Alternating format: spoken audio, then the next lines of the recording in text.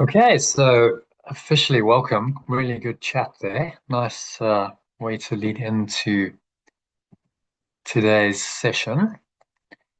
We'll start as usual with our daily quote that sets the theme of the day,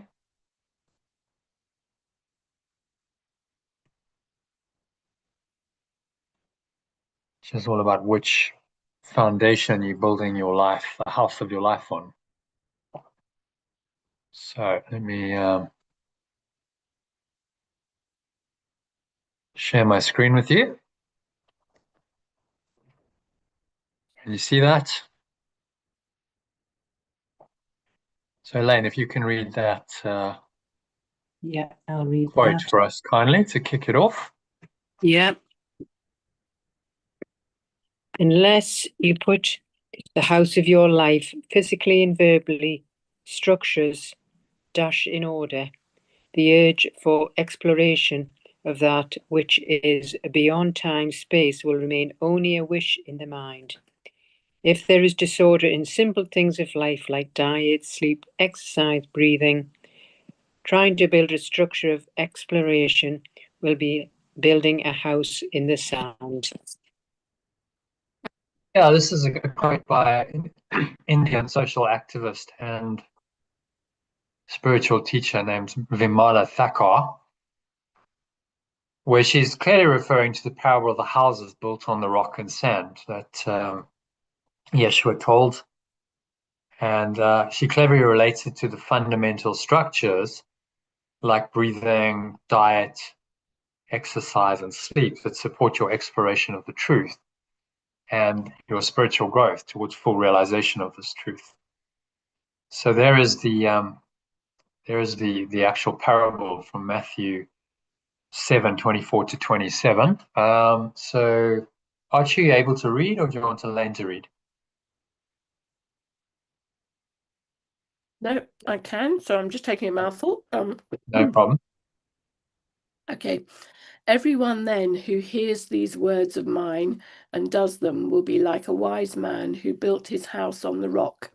And the rain fell, and the floods came, and the winds blew and beat on that house. But it did not fall, because it had been founded on the rock. And everyone who hears these words of mine and does not do them will be like a foolish man who built his house on the sand.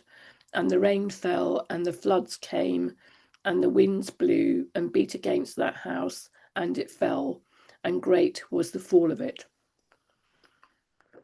Yeah, so one of Yeshua's better known parables, where he's teaching his audience about where they should be putting their faith in the love of God, the kingdom of heaven, presence, the ground of being, pure formless awareness of perfect love, or whatever other name you want to use for the transcendent reality of the perennial philosophy that all the great spiritual teachers and teachings have pointed to throughout the ages.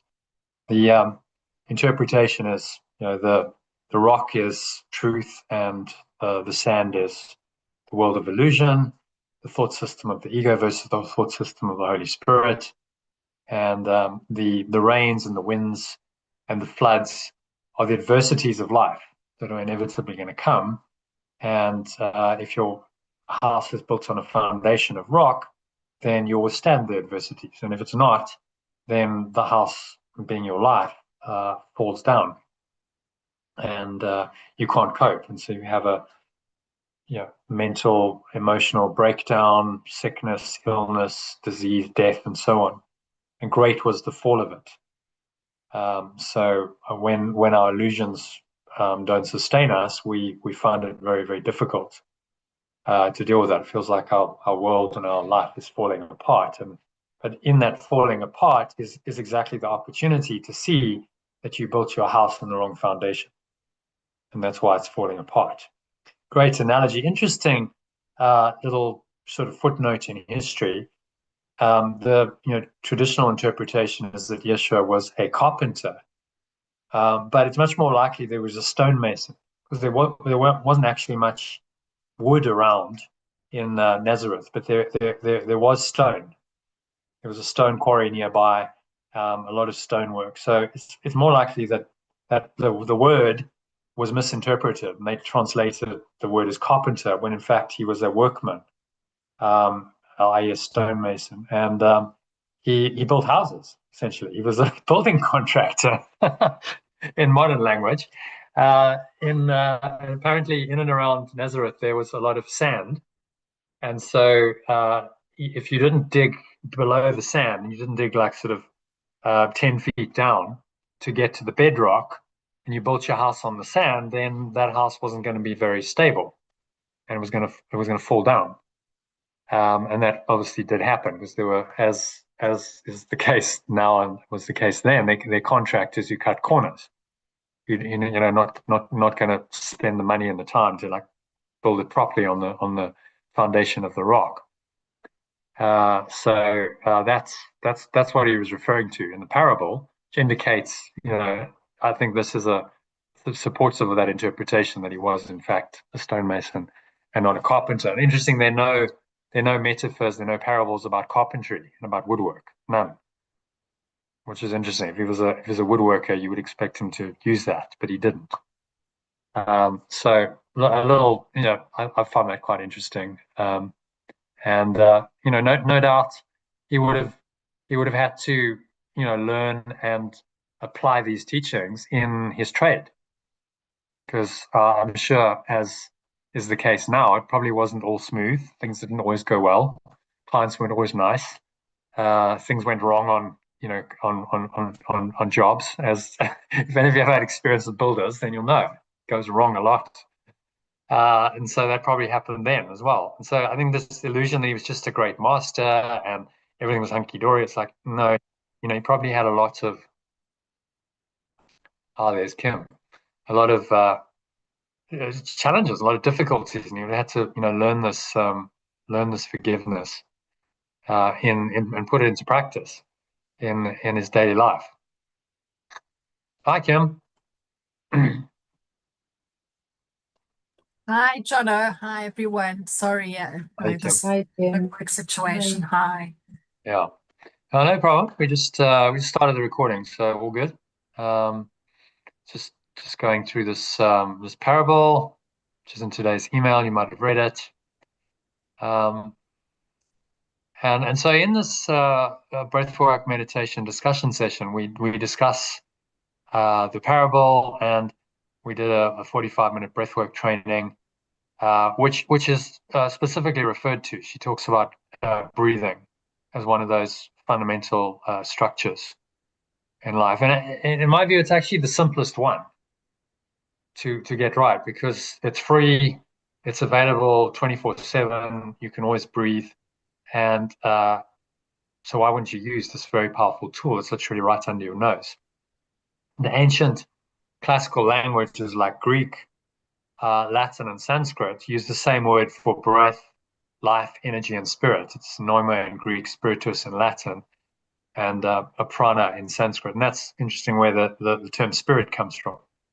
It's this life force energy that is beyond form. And the breath is obviously formless as well. You can't see air. So there's a natural connection between breath, air, and this formless life energy or spirit. It's in other cultures as well, important to the ancient Hawaiian spiritual leaders. So they believe that you could bring in positive energy and expel negative energy with your breath, which is exactly what you're doing whenever you're listening to a breath break, or any of the meditations. And it was such a significant part of their lives that the Hawaiian word for breath, ha, begins the island's name. Ha, that's the start of it. So just a simple diaphragmatic or belly breathing technique can help you profoundly change your state of mind and connect with this life energy, this spirit. Shallow mouth breathing tends to activate the sympathetic nervous system, which is the fight or flight response mode, that stimulates the production of stress-producing hormones such as cortisol, adrenaline, epinephrine, norepinephrine, and these cause you to feel anxious, disturbed, just not at peace, because they're designed to get you into an optimal state for fighting or running away in order to save your life. They also suppress the proper functioning of systems that are not essential to your immediate survival, like your digestive, reproductive, and immune systems, to mobilize additional energy for this fight or flight that you're about to undertake, even when you're not. The body thinks that you are. And so the problem with triggering the stress response is it's really not helpful in dealing with 99.99% of the situations we face in life, which are just not life-threatening. You don't need to fight anyone. You don't need to run away. And fighting or running away is never the best way to deal with apparent conflict. Unless being chased by a bear or something that's about to kill you, and that's a very unlikely scenario in today's world. Even if you're facing sort of attackers, staying calm is a much better idea. I actually spoke to someone in the last couple of weeks, and he'd been held up in South Africa, and these guys were threatening to kill him, and he went, "Well, okay, go ahead. I'm 66. I've had most of my life, but you're not getting anything." He stayed calm, and they went away. They realized, okay, well, we're not going to get anything. We're just going to murder him, and then we're going to be, having to deal with a murder charge. So he called their bluff, but he had to stay calm. If he'd freaked out, he wouldn't have been able to do that. So even in that was a life or death situation, his best response was not fight or flight, but to stay calm and grounded. Because the stress responses just create more stress, and they don't help unless you genuinely have to run away or fight for your life. But that's a very, very rare occurrence in today's world. In contrast, when we breathe deeply through our nose, we activate our parasympathetic nervous system. This is physiological. It's not, and it's well documented, well researched. This parasympathetic nervous system helps us to feel calmer, more relaxed, more poised, which is a much better mental and emotional state in which to respond to any apparent external threats. So this deep diaphragmatic breathing is really just the simplest, the most simple, accessible tool for cultivating self-awareness. And the byproduct is it's also going to improve your mental and physical health and well-being if you do it regularly. It goes in a package deal. Yes, you cultivate your right awareness, that is going to promote your mental and physical health and well-being as well, because all health comes from the truth, which then activates parasympathetic nervous system, and you have a different experience in the body. So maybe let's just do an exercise. I think probably did it in the Art of Letting Go course with you, Archie, but give me some leeway. We can do it again for Kim and Elaine. I want you to do a quick exercise. We're going to breathe in a short, sharp mouth breathing pattern for 20 breaths. I want you to notice how you feel when you do that. And then we're going to do 10 deep, slow breaths in and out through the nose, engaging the diaphragm, and see how you feel with that and contrast the experiences. So you get an actual experience of these two nervous systems in operation in the next couple of minutes. Okay, so ready? So just sitting up straight, I'm going to start off with the mouth breathing. So you're just going to breathe as though you were, running, cycling, doing some heavy exercise, and you're just going to breathe, panting in and out through your nose. Just count 20 breaths.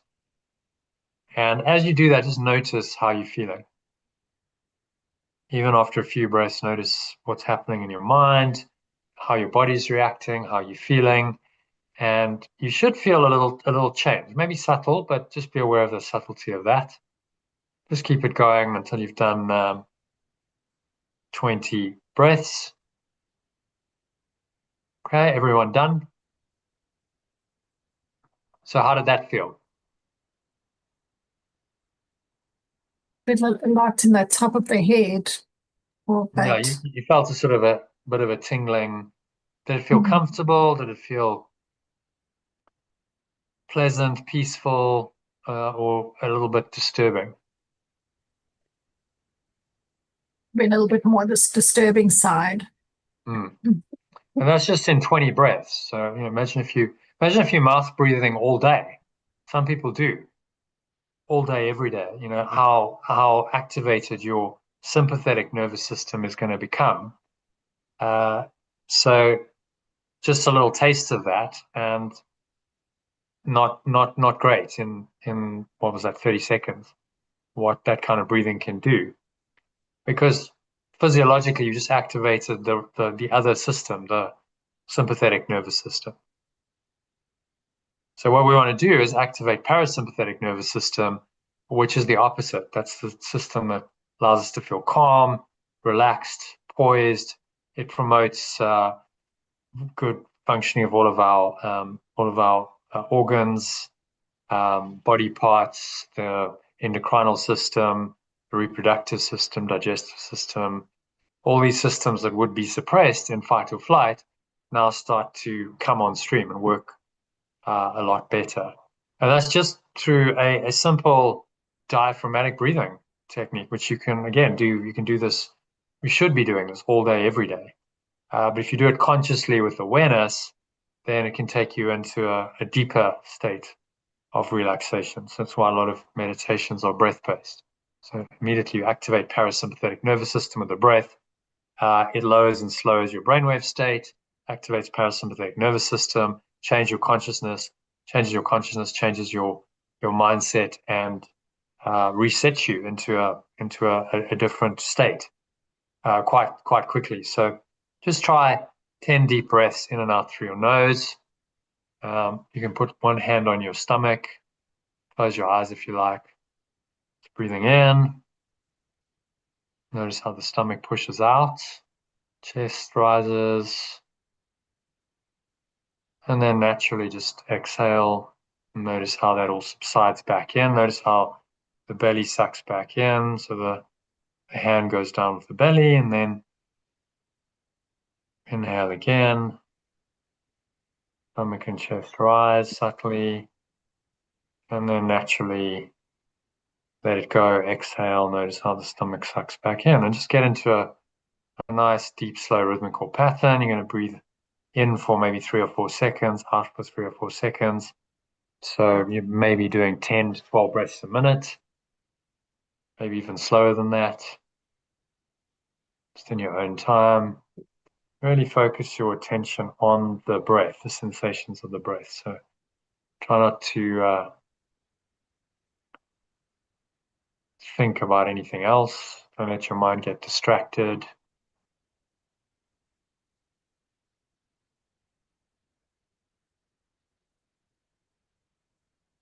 Notice again, how are you feeling mentally, physically, emotionally? Feeling calmer, more relaxed, clearer, thoughts slowing down. Notice all of that. And when you're done with 10 breaths, take one more breath and then open your eyes. And notice how you're feeling now. Notice your inner state. Notice what you're feeling in your body. Is there a subtle shift compared with before you started any of this breathing and compared with how you felt a couple of minutes ago after we'd done the mouth breathing? Can you notice that shift?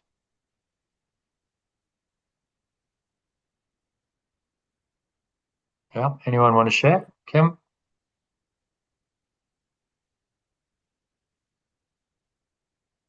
Yeah, I noticed a bit of a shift, yeah. Subtle. Yeah, subtle. Remember, you only did it for about a minute, so it's not a long time. If you go longer and you do 5-10 minutes, then that parasympathetic activation deepens. You get more of that.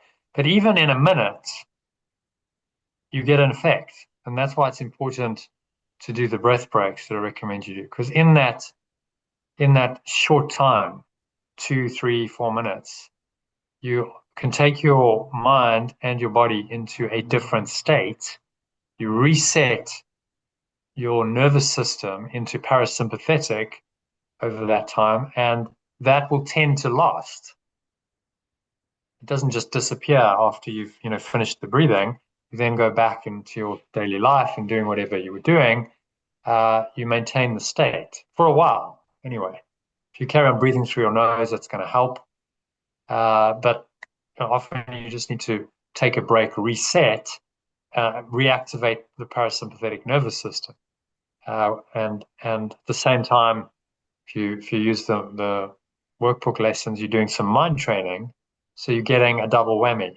It's the mind training, which can be profound and can change your inner state as well. And then you get the parasympathetic nervous activation, which naturally changes your physiology and helps you to feel more calmer and more relaxed. The two together can, it's a profound, very simple, quick reset tool to just reset you into another mode very quickly. And you're doing that every hour, every 2 hours.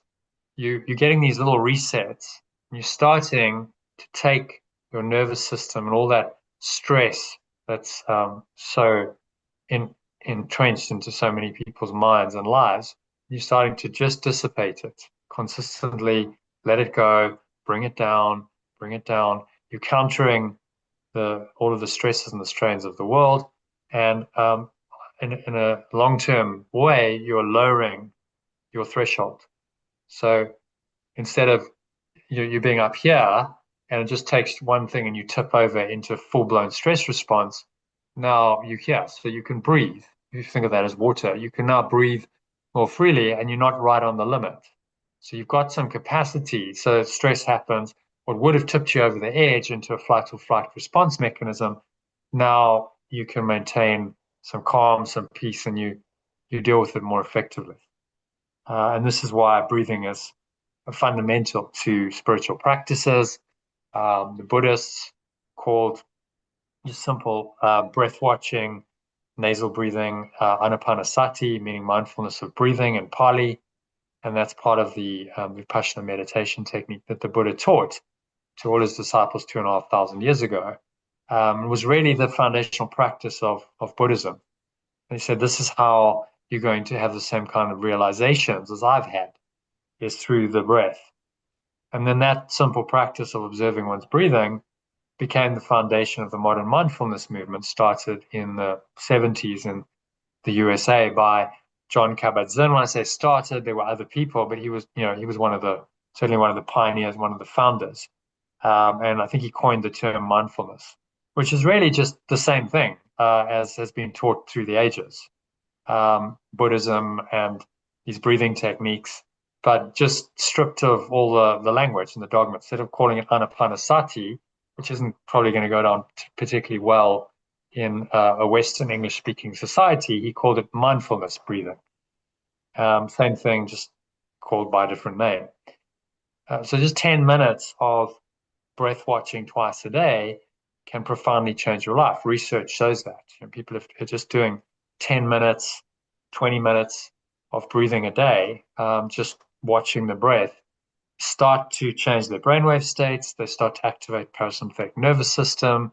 They start to switch on systems that weren't working too well, like the reproductive, digestive, immune system, and so on.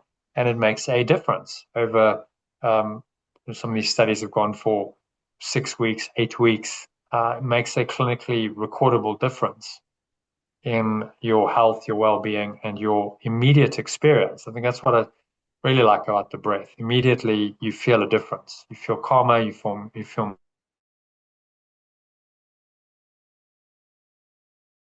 this tool as a really powerful tool in your spiritual toolkit. Okay, anytime I'm feeling out of sorts, I'm feeling stressed, I breathe. Just breathe through it. Just simple, deep diaphragmatic breaths. If you want to incorporate mind training into that, then listen to a breath break for the day, because I incorporate the lesson with some breathing as well. So you're getting a double whammy effect. Okay, so quite a profound session, definitely listening to, Fundamental Breathwork and the True Meaning of the Crucifixion, which we went into in some detail. So highly recommend listening to that. We also talked about the 8 limbs of yoga as a good model for structuring one's life in a way that supports your spiritual growth, as Vimala Thakar urges us to do in today's inspirational quote. So if we look at that briefly, the 8 limbs of yoga are yama, the abstinences, niyama, the observances. So you're going to abstain from certain things, certain unhealthy practices, maybe smoking, drinking, breathing incorrectly, poor posture, bad diet, and so on and so on. There's many things we abstain from that can help us.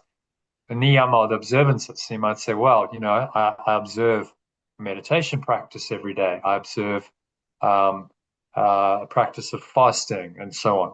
Right. So these are positive observances. I have a daily kind of cleanliness ritual. I observe cleaning my teeth and maybe using a tongue scraper and so on. You get the idea. Then it moves into asana or postures. So how are you sitting? How are you standing? Because you can stand and do spiritual practice, but traditionally you would sit or you would lie down to do spiritual practice, which then prepares you for pranayama, which is literally means breath control. Prana is also energy, was used for both energy and breath, as in many other cultures. Pratyahara, what starts to happen when you control your breath is you withdraw the senses from the world. You start focusing on your breathing. See how it all links in to one system, and all these 8 limbs, they're actually steps. They steps in sequence to take you into profoundly altered states of awareness. And if you do that consistently, then you awaken. So the final 3 are dharana, which is a sort of concentrated state of meditation. So let's say you focus just on the breath. You just focus on the subtle sensation of your breath going into the nose and out of the nose.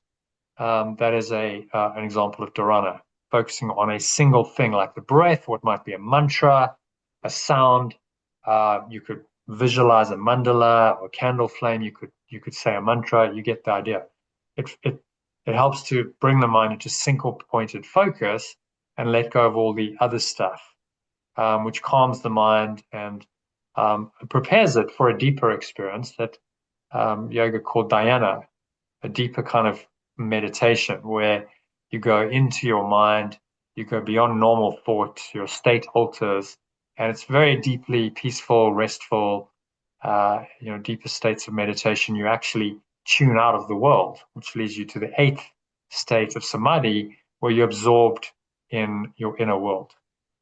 And that inner world, that inner reality, Yeshua called it the kingdom of heaven, the Buddha called it nirvana, the yoga tradition calls it samadhi. It's a state where you're just perfectly at peace, perfectly one with your true awareness, and there's no problem. There's nothing to do, nowhere to go. You've come home. You've come back to your true original awareness, and that is the ultimate goal of yoga, is to bring you back into that awareness, which is union with the divine. Hence, yoga means union. So they form a sequence from the outer to the inner. We start off from observances. These are things that relate to the external world, and it takes us into really inner practices, breathing, which you're in control of, withdrawing the senses, and then going into these deep contemplative states. So the idea is to build the witness consciousness, go into this pure awareness, and disentangle ourselves from the mind, all the muddled defilements, it calls it, all the stuff of the ego. Okay, so a little bit of taste of yoga, and that really, this is pretty much built in. I built the Arts of Letting Go with these principles in mind, the program. So if you do the program, you'll be practicing all of these without even knowing it. All these elements are in there. The various abstinences. You're going to let go of things that are not helpful. In the Art Learning course, I suggested you fast, observing, say, a practice of mindful meditation every day, doing other spiritual practice that the course recommends and the program recommends, the asanas. So in any breath work or meditation, it starts with the posture. Okay, so how are you sitting? It's always the first 30 seconds or so, if you notice. And then the breathing is a breath practice. So there's some breath control, and then you automatically start going within by focusing on the breath. And the mind training lesson for the day, you withdraw the senses from the world and allow yourself to enter deeper states of concentration and meditation. And ultimately, if you keep doing that, it can lead you to the experience of samadhi, which is a very advanced state, but that's always a potential state. And obviously, the more practice you do, the more of the 7 limbs you practice, the more likely you are to attain samadhi. Don't expect to get into samadhi if you don't do any of the others, right? So it's a system of mind training, really.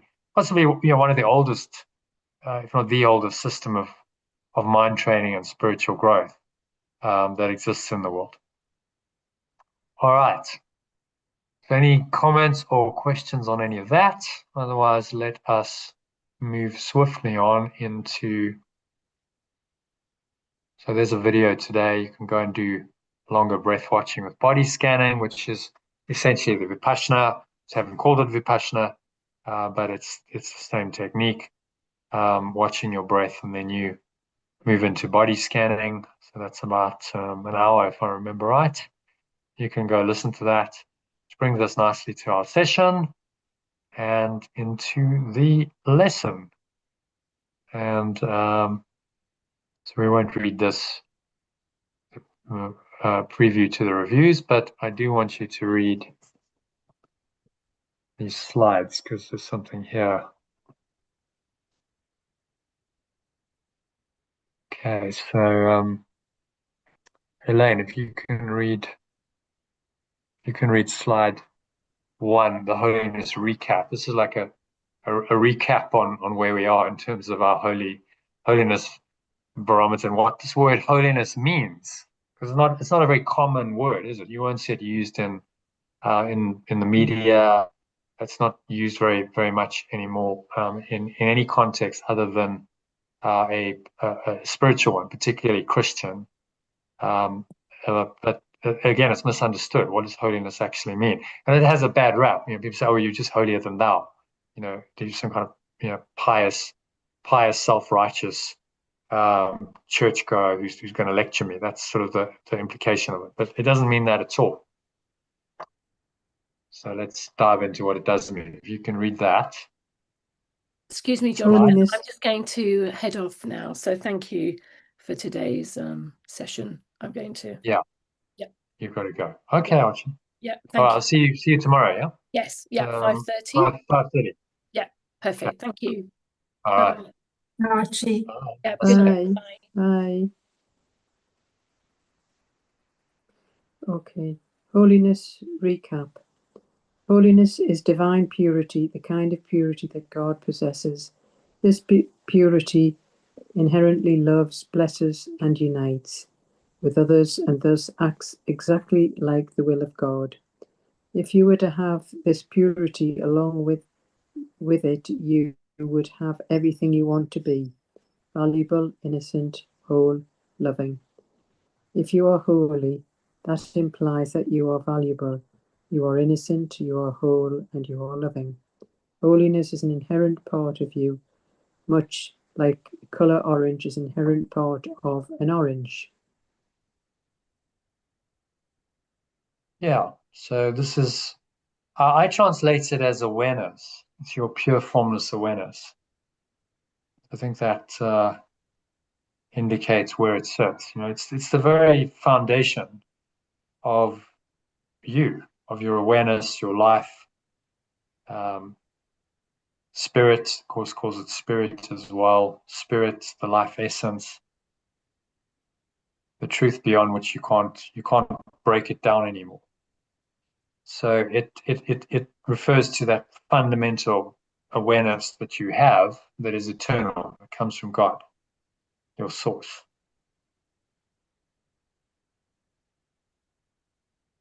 All right, so then the second slide, if you can read that one, Kim, Your Holiness, the effect on you. Your Holiness, effect on you. What are the implications of holiness for you? According to today's lesson, you would feel joy. You would feel absolved from all guilt and therefore saved. And you will feel completely unafraid. You'd feel a serene, unassailable strength in the face of everything the world has to throw at you. Joy, lack of guilt, lack of fear will be your experience.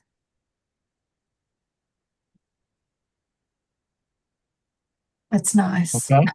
Yeah. That's what it's pointing to. So it's a very, very profound word. So most people don't understand the depth of it. It's your very fundamental nature, your own true awareness, the ground of being that makes up you, that you are. And if you live through that, then everything's fine. Joy, peace, love, sense of strength, a sense of invulnerability. There's no guilt, there's no fear. These will be your experience. So it's kind of got a bad rap. You know, the word holiness isn't perceived correctly by many people. Actually, it's just pointing you back to your original state, who you really are, and saying, just be aware of that and claim that for yourself, and allow yourself to go into that state more and more. Again, change the language. For me, holiness never worked particularly well. I mean, now I understand what it is, but it had religious connotations. I didn't get on well with formal religion when I was younger. So it just seemed like it was part of that whole thing, and I just rejected it. It's like, oh, this is all ridiculous. I'm not really interested. Well, I think it's that expression holier than thou. Yeah, it's got a bad rap, isn't it?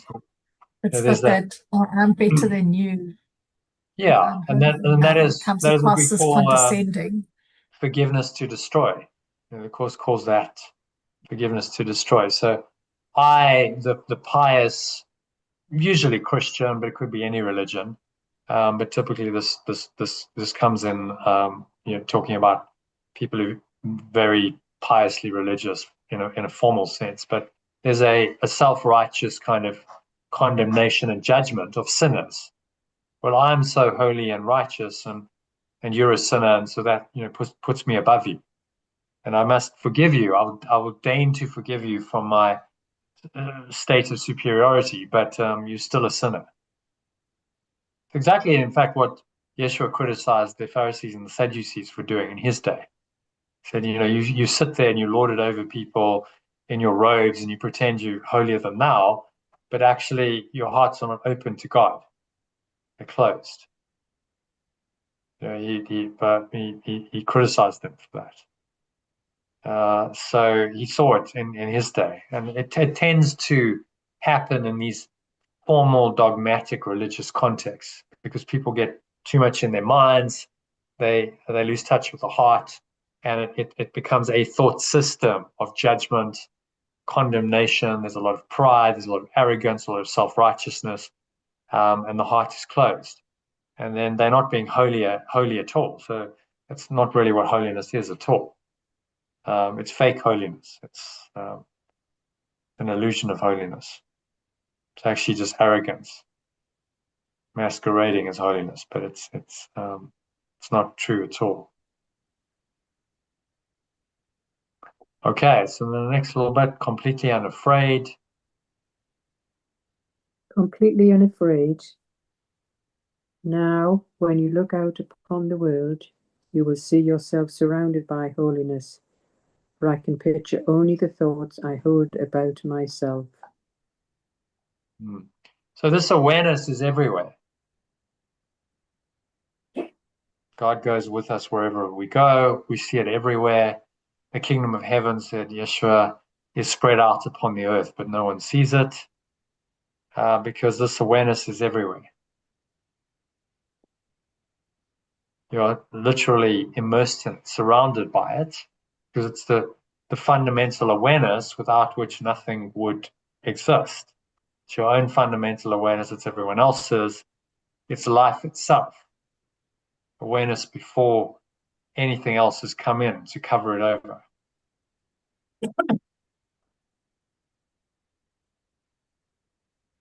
Okay, and then the holiness's effect on others. See some scenes from Yeshua's lifetime. Sorry, is that him or myself? Either one. Kim, if you want to read, fine. Okay. Holiness effect on others. Finally, accepting of holiness will have an actual effect on others, on everyone, in fact. You therefore won't be alone in feeling joy about your holiness. Others will share in the joy it brings you. You won't be alone in being unafraid. Everyone must share in your newfound sense of strength. You won't be alone in seeing the world. You see signs from, sorry to interrupt. You see pictures of well-known scenes in the Bible, right? So that's when Jesus was on the shore and he walked out to the boat. There was a storm. There was his disciples. They were scared, and he went and he calmed the winds and the waves. So that's what that's referring to, and that's from the Chosen series, which you probably watch. Where what I liked about that, it showed the warmth and the connection between Jesus and his disciples. You know, there was a lot of camaraderie. You know, there he's giving Simon Peter, I think that is, giving him a hug, and you know, there's connection, there's brotherhood, and he definitely transmitted that joy to others. It wasn't some holier than thou, righteous Messiah. There was a really a felt sense of love and peace and joy, and he transmitted that. And then just the last one, you won't be alone. You won't be alone in seeing the world differently. The holiness of the world will shine forth for everyone to see. Yeah, so our perception of the world, our worldview, then influences others, and Yeshua was a primary example of that process. He profoundly changed the minds of certainly his disciples and many of the people whom he interacted with during his ministry. Is because this thought system that he believed in shone forth from him, and people were like, okay, this guy's got a different energy, a different presence. So let's listen to him. He's a great teacher, and many did learn from him. They did change their lives. So that is our calling: to take our holiness and extend it to others, and help them to awaken to their own holiness. All right, so that prepares us nicely for today's lesson, which is all about holiness. So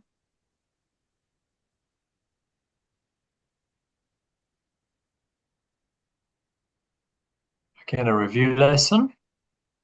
My holiness envelops everything I see is the first idea we're going to review. So Kim, if you can read the original, Elaine the alternative, just sentence by sentence, and pause and let Elaine read the sentence in the alternative version.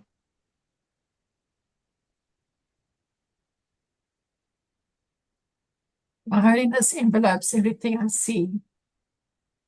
From my holiness does the perception of the real world come. Having Okay. forgiven. Well, just one at a time, yeah. One sentence at a time. Okay. Yeah. Okay. My perception of the real world comes from my pure formless awareness. So just read the main idea, Kim. Elaine, you skipped that. My pure formless awareness envelops everything I perceive. My perception of the real world comes from my pure formless awareness. So notice how that changes maybe holiness, perception of holiness, just the word, and now holiness becomes pure formless awareness. That's all we've really changed. But I think it makes quite a profound difference. From my holiness does the perception of the real world come. My perception of the real world comes from my pure formless awareness. Yeah, it's my fundamental awareness that's giving me this perception of the true world, the real world. All right, let's continue.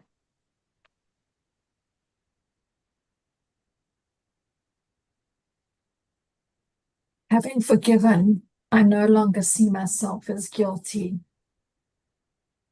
Having let go, I no longer perceive myself as guilty. I can accept the innocence that the truth about me. I can accept the innocence that is the truth about me.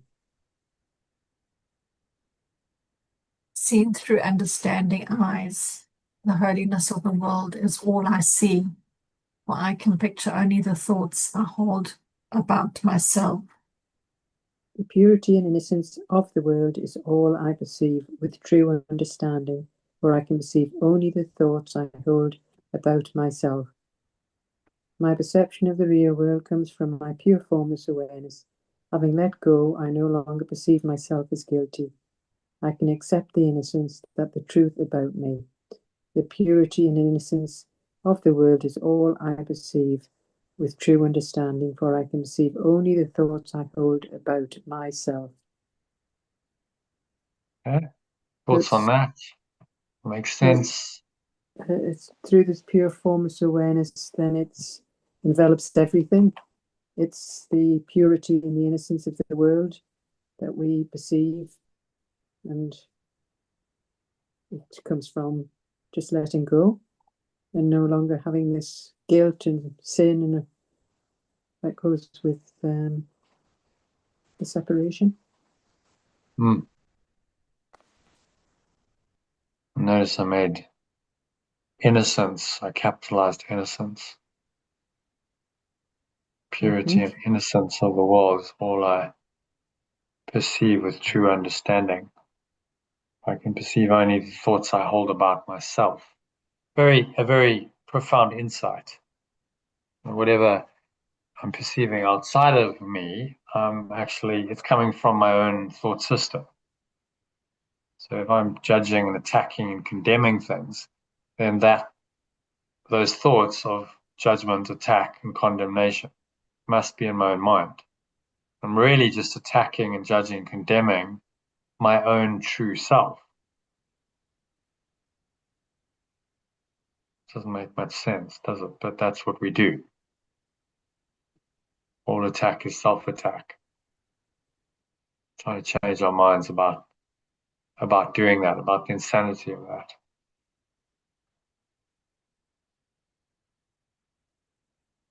Okay, so my holiness, my pure formless awareness envelops everything I perceive. It's very all-encompassing. It's to use an analogy, it's the screen onto which all the images are projected, if you use a movie analogy. So all the images just cover over that screen, but really there's only ever the screen. Images come and go, they're changing moment by moment, but the screen onto which it's projected, this pure formless awareness, is the one thing that doesn't change. There's the underlying screen or awareness onto which everything else is projected that now covers over that pure awareness. Okay, makes sense? Yeah. All right, so happy to go to the next one. My holiness blesses the world. I think switch it. So Elaine, if you read the original, just sentence by sentence. Elaine, Kim, you read the alternative kindly. My holiness blesses the world. The perception of my holiness does not bless in me alone. My pure formless awareness blesses the world. The perception of my pure formless awareness does not bless me alone. Everyone and everything I see in its light shares in the joy it brings to me. Everyone and everything I perceive in its awareness shares in the joy it brings to me. There is nothing that is apart from this joy, because there is nothing that does not share my holiness. There is nothing apart from this joy, because there is nothing that does not share my pure formless awareness. As I recognize my holiness, so does the holiness of the world shine forth for everyone to see. As I recognize my pure formless awareness, so does the pure formless awareness underlying the world extend for everyone to perceive.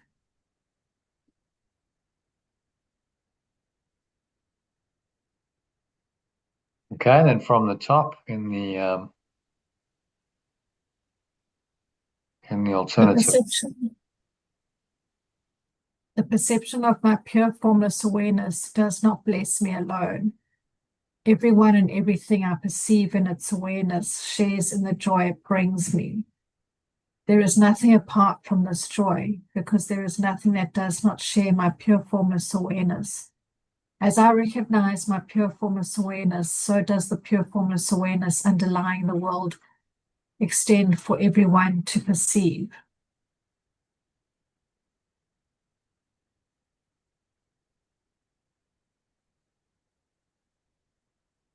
So it's saying that what I perceive, I'm not perceiving alone in terms of the joy. I share the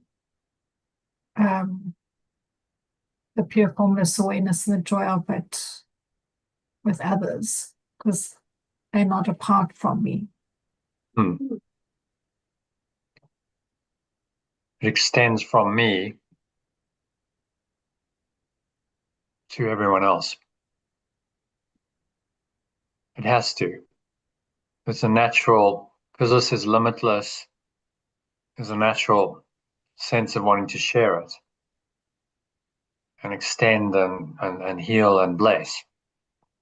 Anyone who's really connected with this awareness has almost always done something with it and expressed it in the world, extended it to try and help others, because it's a very, helpful, beneficent awareness.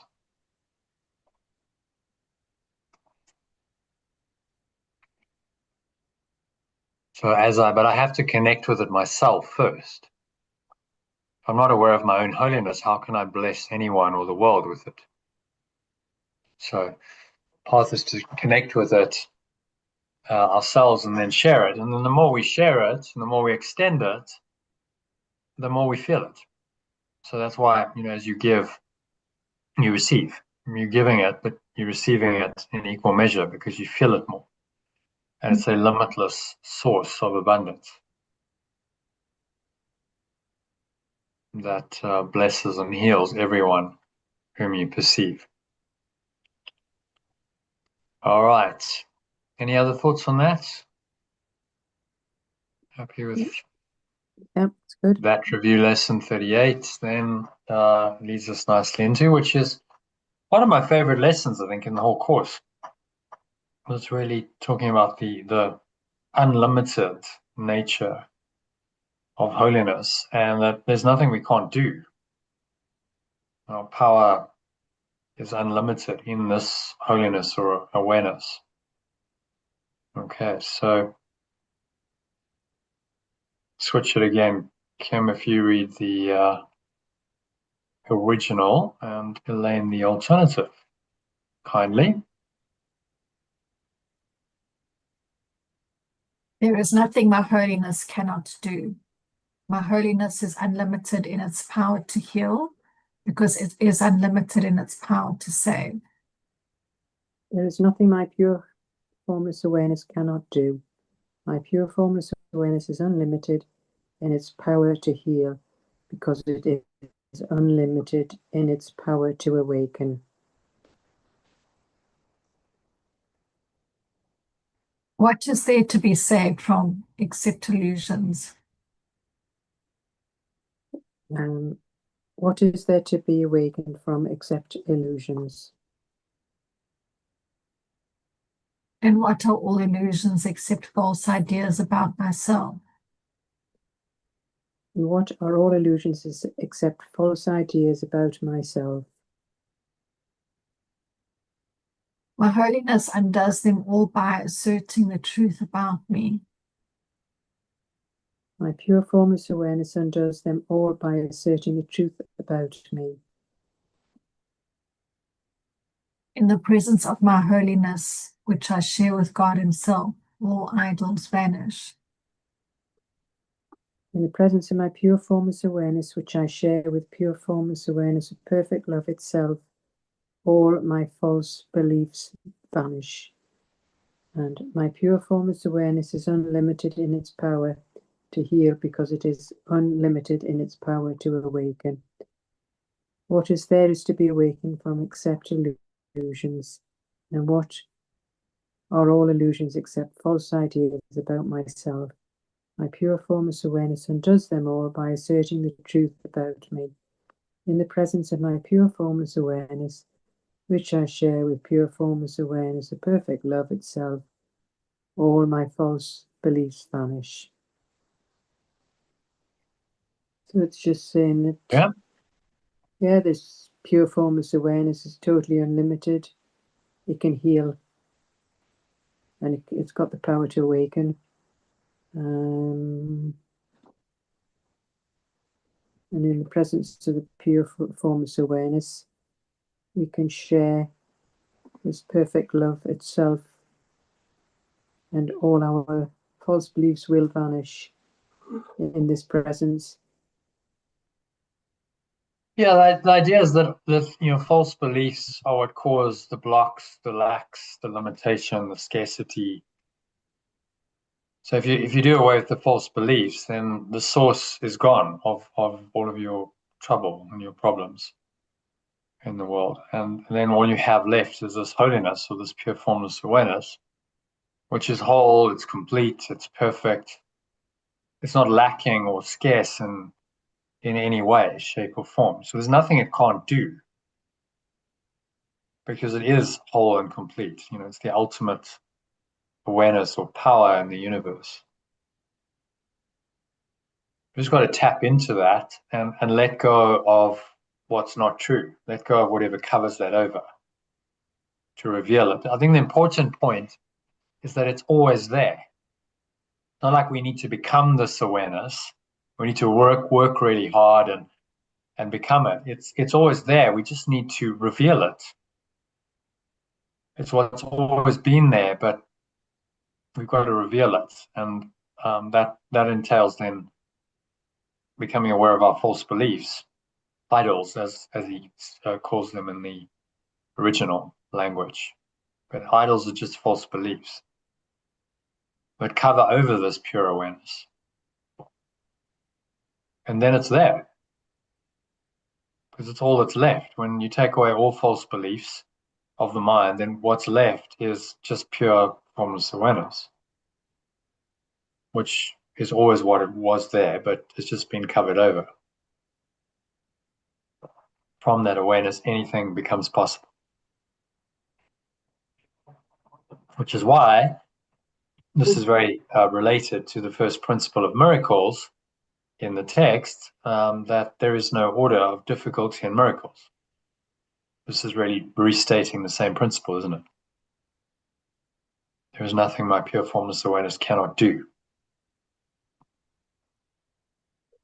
So anything is possible if you will do the necessary work of letting go of your false beliefs to reveal your true awareness. And that is the foundation then on which miracles happen. Okay? Happy with that? Question. Comments or questions? Yeah, fire away. Yeah. So if we're saying we're limitless, and maybe I mean, that movie is an example of that. So could this mean in this form that we could do anything? So, for example, I could become a famous singer. Yeah. Do you see what I'm saying? I'm asking around now, like special functions or talents, etc. If that's what you're really You meant to know, do, then yes, absolutely. If that's your but if dharma, it's your destiny. transformed something that I'm not good at, you know what I'm saying? Like how limit, what does it actually, what does it translate to? Well, Like, I think that's something that everyone's got to explore for themselves. This is your journey. So what is actually possible and what's not? I mean, would you want to do certain things? Would you want to be a famous singer? No, probably not. It's not your thing. Otherwise, you would have already, been on that path. So this has got to be in alignment with the truth, with your true self, with the Holy Spirit, your higher purpose. But if you really tap into that, then yeah, anything is possible. What we see as the world is just a projection of beliefs. So you change your beliefs, you change the world, you change your perception immediately. But if you hold that strongly enough and you express and extend that, as he's saying we can do, then you can change the world. And we've seen it happen. Someone like Yeshua came into the world and he demonstrated what people believed was impossible, things like walking on water and healing the sick, raising the dead.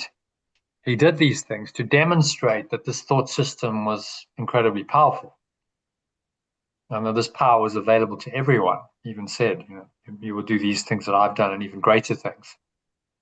They wouldn't have believed him if he hadn't demonstrated. So, where are those limits? And that's something we've got to explore for ourselves. If I really set my mind to it, and what you're saying is like, okay, well, you become a famous singer. Let's say I wanted to go back in time and become a professional squash player again, and win the world championships. But that wouldn't be an inspired idea. That wouldn't be coming from my true awareness. That would be egoic. You see, so it's not something I want to do anymore. So it'll allow us to do whatever we're called to do. What I do want to do is build a powerful spiritual community and help potentially millions of people to awaken. And I believe that's what I've been called to do. So then what I'm called to do will become possible. That's what it's saying. There's nothing your holiness cannot do, because you then become aligned with this power that wants to transform and heal and awaken people. And you just become an instrument of that working in the world. So it's no longer you as a separate self stressing and straining and striving, trying to accomplish what you think is good for you. It's a greater power that has found a willing servant, a willing channel in your mind, in your body, and it comes through you and it uses your mind body to do its work in the world. And that then means you become the avatar. You're no longer directing the mind body mechanism, it's being directed by pure formless awareness or spirit in miraculous ways that the conscious mind, the ego mind, can't really get its head around, can't understand, can't duplicate. That's what he's really pointing to here. Okay, does that make sense, Kim? sort of. Yeah. But whatever you're called to do, whatever you need to do, you'll have the power to do that. If you know what that is. Do I know what that is? What? No, I'm saying if one knows what that is, but what happens if you just like, well, then there's a journey to explore that, to discover that, to awaken to that. Okay, so what am I supposed to do with this power? What is my purpose? What is my destiny? And if you're open to that and you're willing to explore that, then it'll be revealed to you in Well, time. it's taken a long time. Yeah, but okay, that's your, that's obviously your journey. And remember, it's got to find its way through a lot of resistance. There's a lot of ego and distractions in the world that really are set against that. They don't want you to find your purpose. They don't want you to find and live that, because it's the end of the ego when you do that. So a large part of our journey is overcoming the resistance, getting through all the blocks to the awareness of love's presence, overcoming all the resistance, to really, truly, authentically find our purpose. My own journey's been, it's been 50 odd years. To really get clarity, it's taken a long time, but that's the journey of awakening. So I think you just got to see it as a process and trust the process. Okay, well, show me what's the next step in my process. I need to, if you're feeling a call, if you're feeling an inspiration, then follow it. I think I probably shared this story with you, but I shared it earlier in Expression when you weren't here, with Elaine and Archie, about an email that I got in back in 2011, which just invited me to go to a workshop in Geneva, and something in me just said, "Yeah, you got to do that. You got to go." And there was a rational reason. I developed a system for measuring values in business, and I thought, well, it's not getting much traction in South Africa. Maybe if I go overseas, they're a bit more awakened, a bit more ready. So there was a rational justification, but there was actually something much deeper than that going on. And that email then led to a whole train of synchronicities, which led me to, well, the story. I came to the UK to help Steve build a business, and then I met Deborah and got married, and now I'm living in the UK. None of that would have happened if I hadn't listened to that email. If I hadn't got that, it's mind blowing, really. If I hadn't got that email, none of that chain of events would have happened, and it's likely that I would have still be in South Africa. Maybe it would have happened in another way. Other stuff would have happened, obviously. What that would have been, I don't know, but quite likely I wouldn't be where I am now. I wouldn't have had many of the experiences that have shaped me, molded me, tested me, challenged me to go deeper, to find the truth within me. Would have maybe just stagnated spiritually. I don't know. I mean, there would have been another pathway. It always opens up. But that was obviously the pathway that was meant for me. And when I got the email, something in me resonated with that and went, yeah, this feels right. So I need to pay attention, and I need to open my mind to this. And immediately I just was like, I need to go. I can't explain the feeling. It was just like I'm reading this fairly random email. I don't know why I opened it, but I did, because I suppose I was interested in I thought about taking this overseas, and that's probably why I signed up to their mailing list. And then it was like, okay, we're doing this conference, and something in me instantly was just like, yeah, you need to go. And I did, for my whole journey to unfold as it has. That was a pretty important email to get and to respond to. So that's how it works. Did I know how it was all going to work out? Absolutely no, but it's just unfolded over the last 15 years in a very synchronistic, guided, miraculous way that I'm very grateful for. And as a result, I really am feeling now like, yeah, anything's possible. Everything I've been thinking about, working on for years, 20 years, 25 years, I've been going at this, is now coming to fruition in my mind. It's like, yeah, this can all start to actualize, which is rather exciting and empowering. But it's been there've been times when I'm like, I just don't know anymore, and I don't know what my journey is. I don't know what my purpose is. I seem to be lost and, not knowing anymore. But you go through that. There were times when I was like, I just don't know anymore. Really, I'm just confused and lost and feel disconnected and abandoned, and just want to, go back to how it was before I undertook that whole journey. But there's no going back. The only way forward is carry on.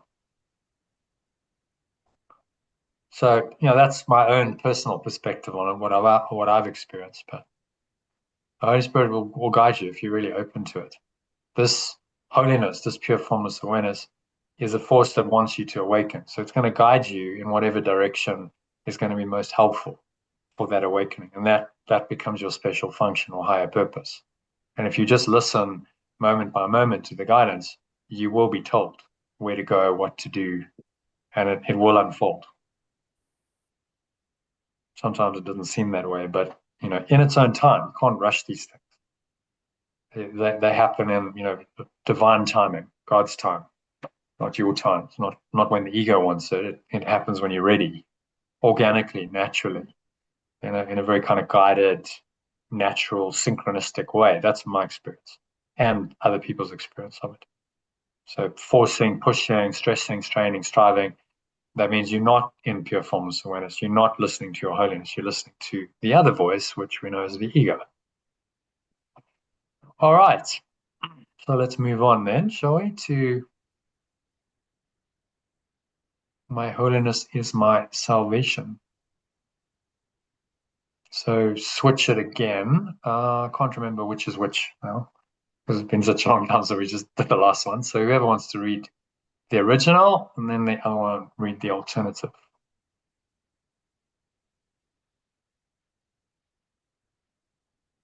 All right. Kim, do you want to read the original? Alternative. I think it's me to do the alternative. You meant to do the alternative. Okay. Elaine, would you do the honors, read the original for us? Yeah. My holiness is my salvation, since my holiness saves me from all guilt. Recognizing my holiness is recognizing my salvation. My pure formless awareness is my freedom. Since my pure formless awareness frees me from all guilt, recognizing my pure formless awareness is recognizing my freedom. It is also recognizing the salvation of the world. It is also recognizing the freedom of the world. Once I have accepted my holiness, nothing can make me afraid. Once I have accepted my pure formless awareness, nothing can make me afraid. And because I am unafraid, everyone must share my understanding, which is the gift of God to me and to the world. And because I am unafraid, everyone must share in my understanding, which is a gift of pure formless awareness to me and the world. And then from the top in the alternative. Since my pure formless awareness frees me from all guilt, recognizing my pure formless awareness is recognizing my freedom. It is also recognizing the freedom of the world. Once I have accepted my pure formless awareness, nothing can make me afraid. And because I am unafraid, everyone must share my understanding, which is the gift of pure formless awareness to me and the world. Okay, summarize that. What's he saying? In essence,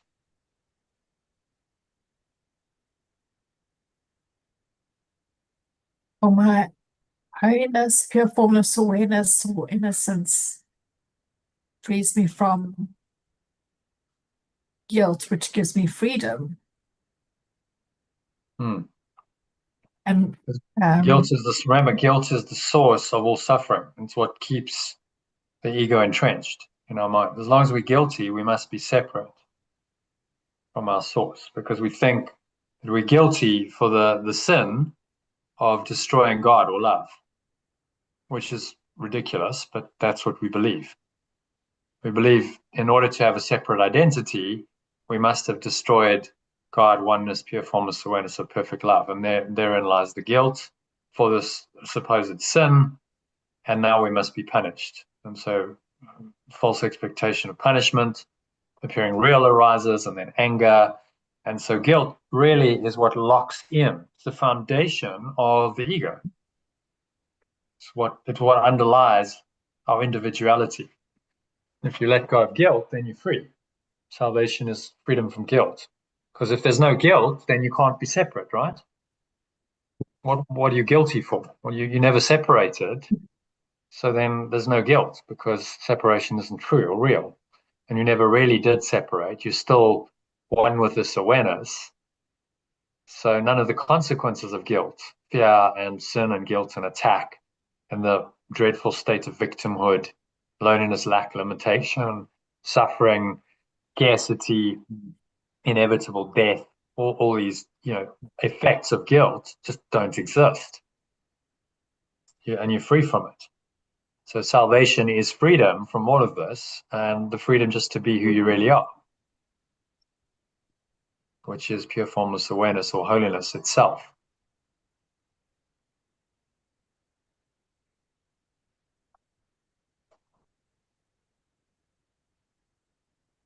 Okay, any other thoughts on that?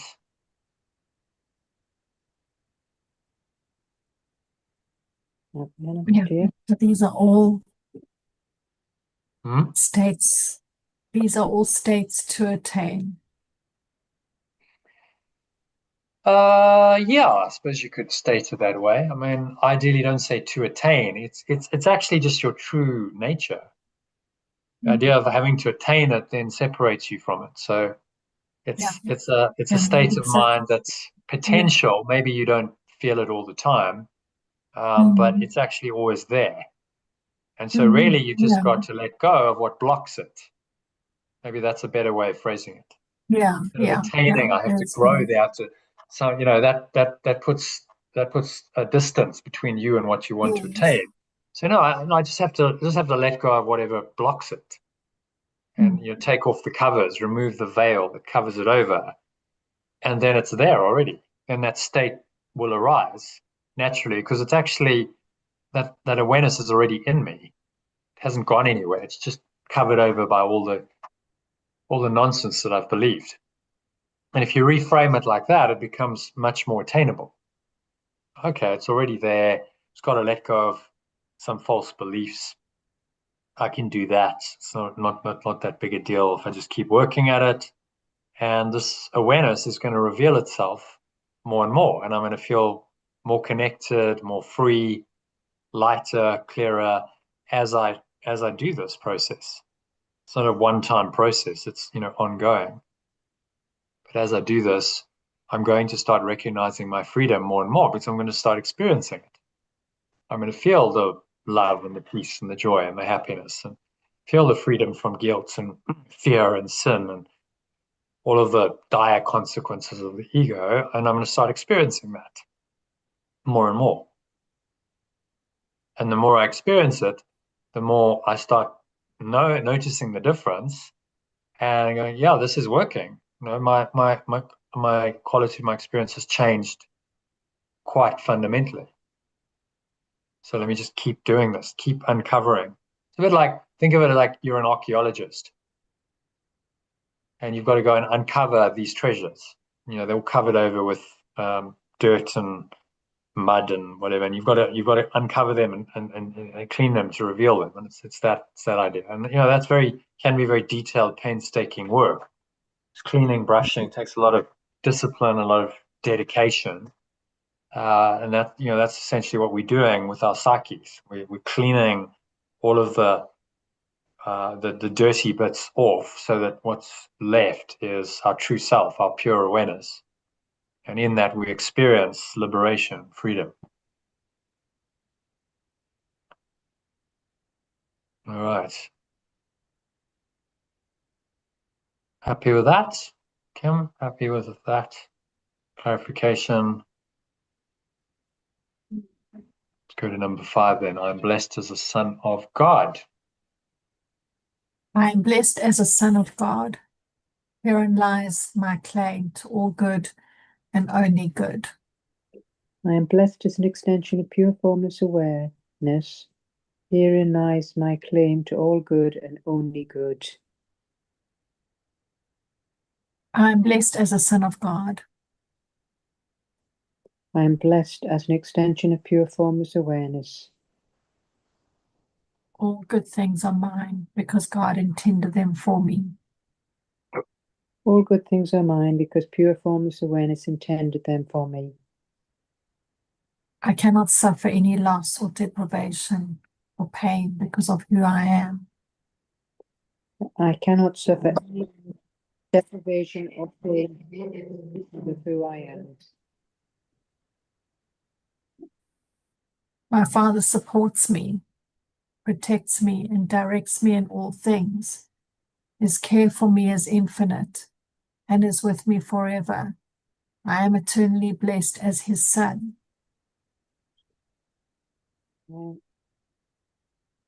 My soul supports me, protects me, and directs me in all things.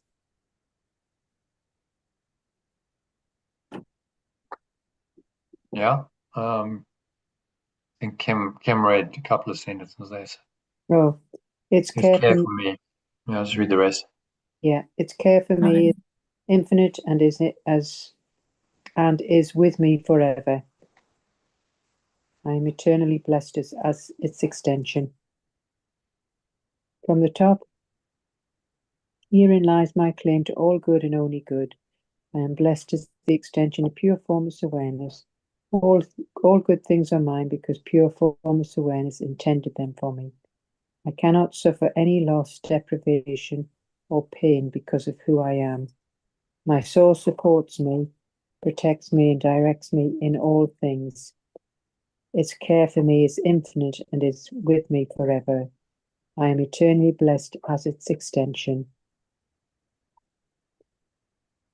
Okay, thoughts on that? Well, it's just letting us know that, here we are. Our claim to all good and only good, being the extension of this pure formless awareness.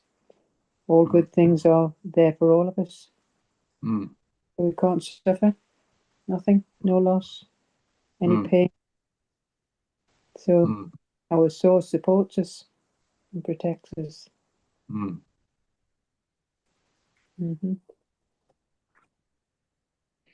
Very comforting. If you really accept this, you see how that changes your mind, changes your energy state. You're going to find a sense of internal peace. They call it emotional coherence, and that then changes your entire mind body energy system, and you broadcast a different signal. We're all broadcasting stations in this matrix of energy. Your energetic frequency, if you like, it becomes different.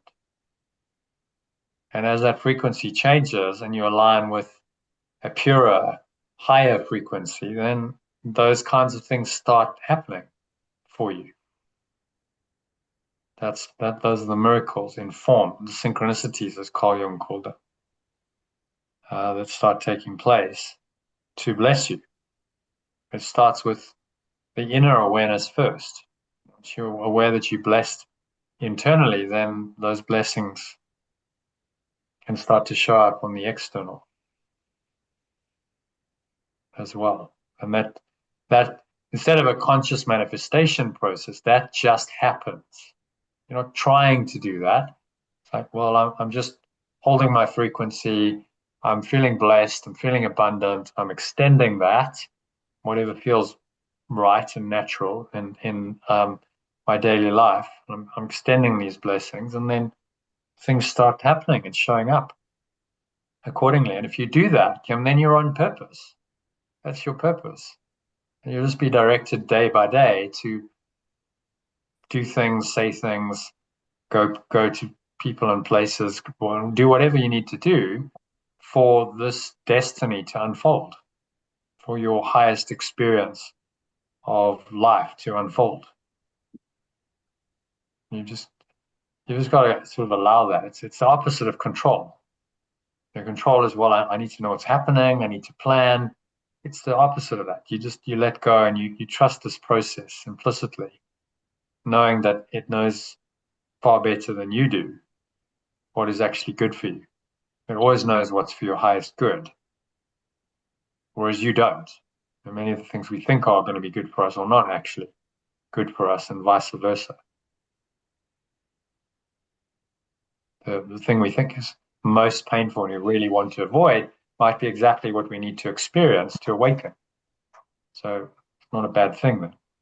If it's taking us closer to our awakening, then it can only be a good thing. And actually everything takes us closer to our awakening. The most horrendous, difficult, painful, challenging, traumatic circumstances are really reinterpreted correctly, opportunities to awaken from our separate self that has created all those difficult, challenging, traumatic, limiting circumstances, to the blessing of this holiness, this pure formless awareness.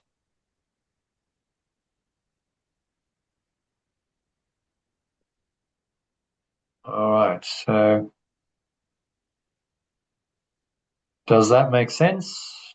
Can you see how the dots all connect? I think it might be worth just reading all 5 of these ideas. Let's read them in their alternative, either one of you, and just read them in sequence so you can see and try and connect them with a word. So something like because or therefore. See if you can do that easily, because it shows you how all these ideas are connected in one thought system. It's like connecting the dots. You know, there's drawing exercises where you connect the dots, and then you don't actually know what it's going to look like, but if you just follow the process and you connect the dots, you get there. You see the whole picture ultimately. So very similar with these ideas. All right. So Kim, if you can read number 1 and read all 5 of them. I'll scroll down as we go. Just the top, just the main idea, right? Just the alternative, yeah. And just the main idea, not Just the the main paragraph. idea, yeah. Okay, right. My pure formless awareness envelopes everything I perceive. Okay, and then can you connect it to the next one? Because my pure formless awareness blesses the world. I'd say, and so it envelops everything I perceive, and so it blesses the whole world, right? Because it's enveloping everything I perceive. Next one, see if you can connect that. There is nothing my pure formless awareness cannot do. Therefore, right? It envelops everything I perceive, it blesses everyone. Therefore, there must be nothing that it can't do, right? Because it's everywhere. It envelops everyone and everything. You see the logic of it.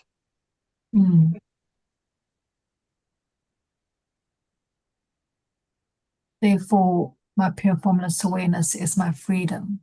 Yeah, getting the hang of it. So if it can do anything and it can overcome any obstacles that I perceive, then this is my freedom. It can help me overcome any obstacles that I'm perceiving and help me find this freedom that I yearn for. And so I'm blessed as an extension of pure formless awareness. Yeah. So you see how it's all logically flowing, and so that all of these ideas are part of one thought system that you can connect. They're just different expressions of that one central thought system that we're studying. And the reviews are great because they show you that.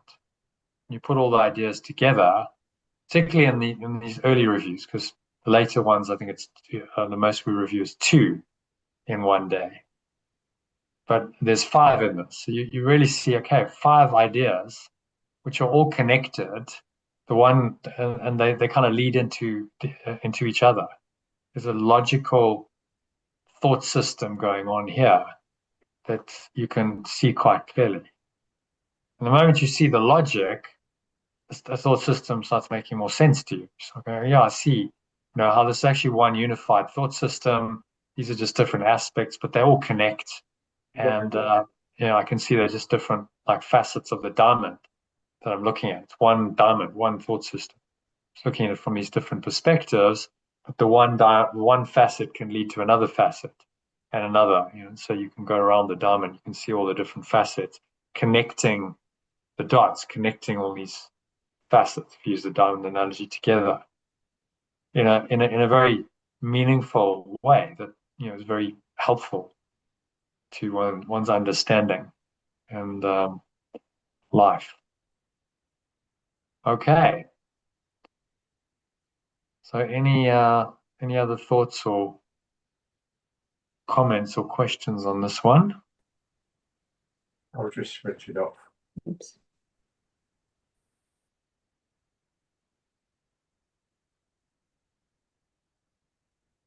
Yeah, Elaine, you're happy? All right. So what that leaves us with is a meditation, and then we'll finish fairly early. If we do sort of 20 minutes to half an hour med, we'll be finishing around 20 to 9, 20 to 10. Is that okay? Sure.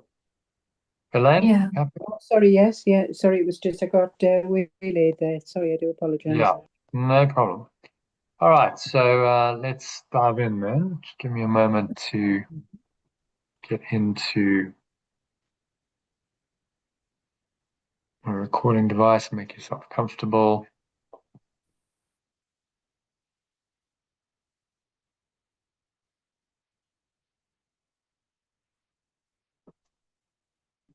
Okay, so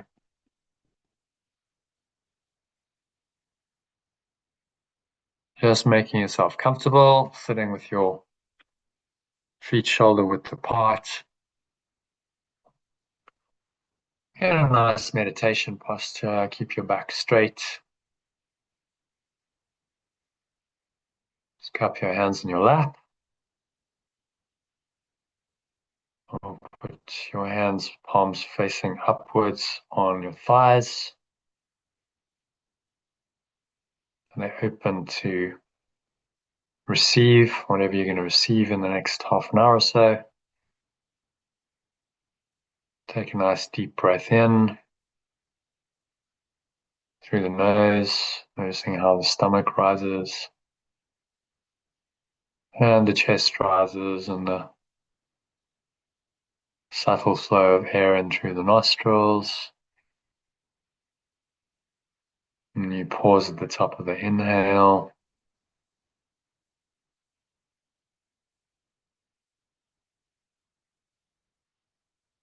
Smile.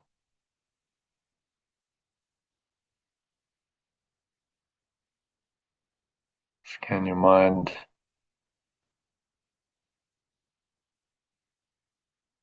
For any thoughts going on there, particularly anything that doesn't feel very holy. So it's subject to most of today's review lessons. Holiness or pure formless awareness is how we translate that in our alternative language. So anything that doesn't feel pure, notice that. Objectively, you don't have to get too caught up in it. Just observe the thought, observe the emotion, observe the body sensation as you breathe in. Have a sense of breathing this pure formless awareness into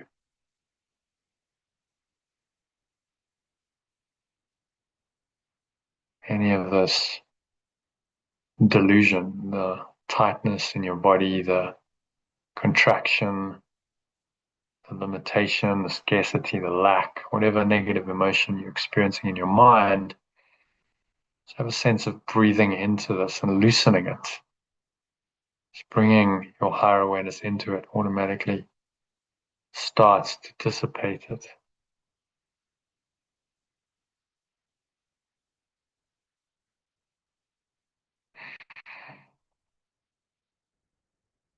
And then just exhale it out. Having a sense of just letting go of whatever that thought, emotion is. Just blowing it out with the breeze of your breath. It's going, gone. to the nothingness that it really is.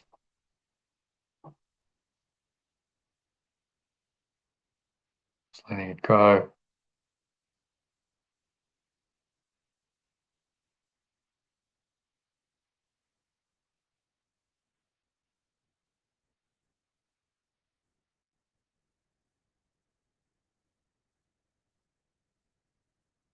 And then just come to rest on the exhale in this very deep, peaceful, calm awareness.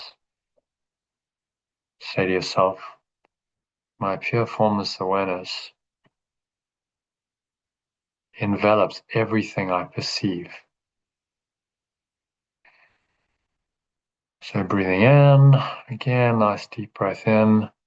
Imagine you breathing this pure awareness into every pore, every cell, every muscle of your body, every part of your mind, every fiber of your being is in this awareness, which envelops everything you perceive.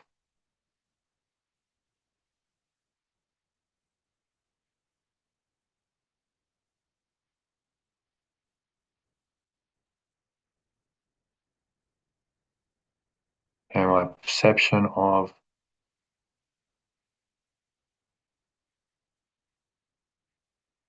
the real world comes from my pure formless awareness.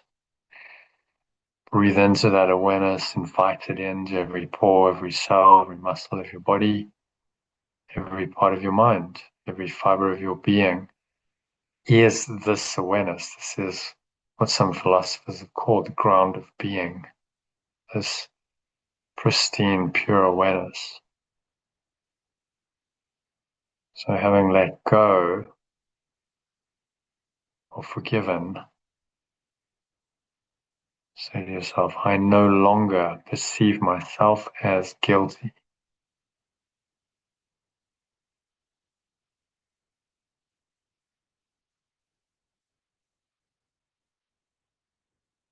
Breathe into that awareness.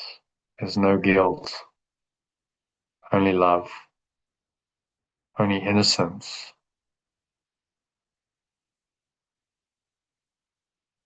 Then how would you feel? Who would you be?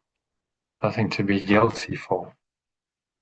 Only the innocence that is the truth about you. So say, I can accept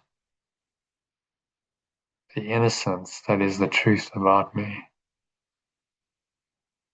Innocence with a capital I and as well as truth. It's the same level. The purity and innocence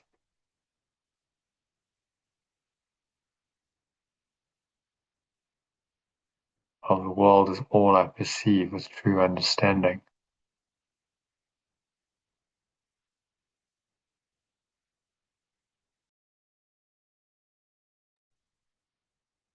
For I can perceive only the thoughts I hold about myself.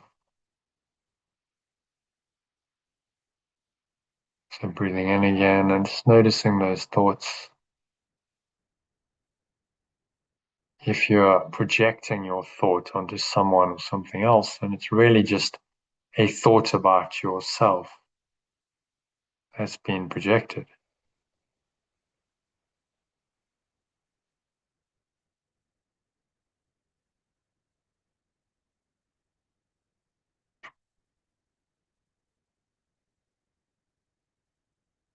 So my pure formless awareness envelops everything I perceive.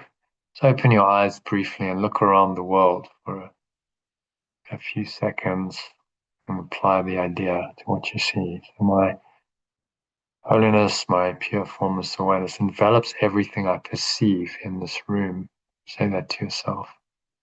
It's the underlying screen, if you like to use a movie analogy, over which all the images that you've projected and you perceive have been projected to cover over the screen, this pure awareness.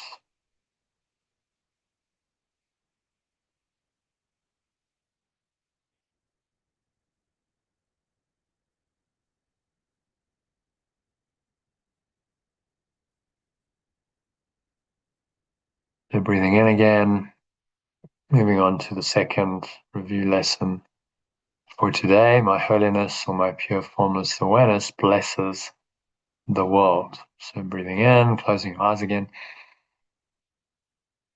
Breathing in and connecting deeply with this pure awareness.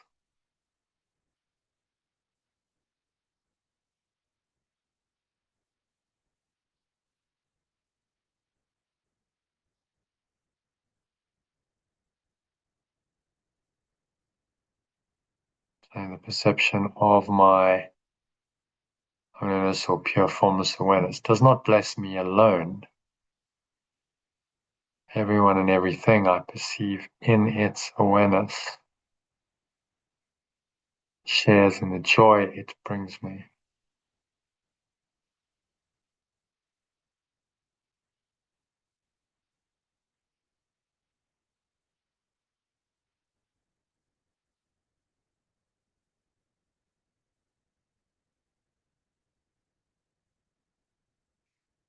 Everyone and everything I perceive in its awareness shares in the joy it brings me. Again, breathing in this awareness into every pore, every cell, every muscle of your body, every part of your mind, every fiber of your being shares in this joy.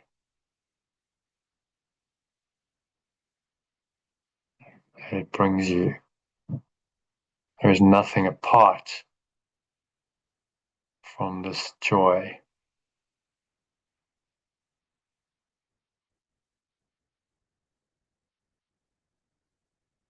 Because there's nothing that does not share my pure formless awareness.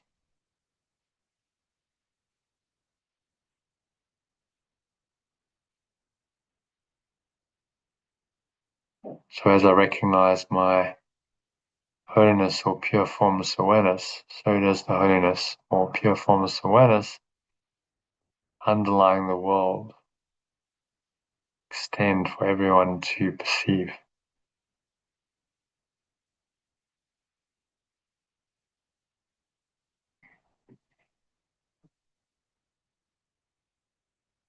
Have a sense of this awareness just extending and blessing the entire world.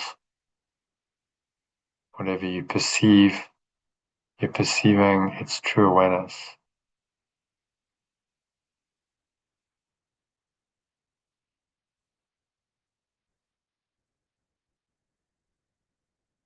As you recognize this awareness, so does the underlying world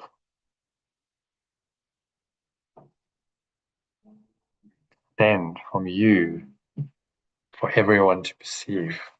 Your perception makes a difference to others. You invite them to step in to the shared perception.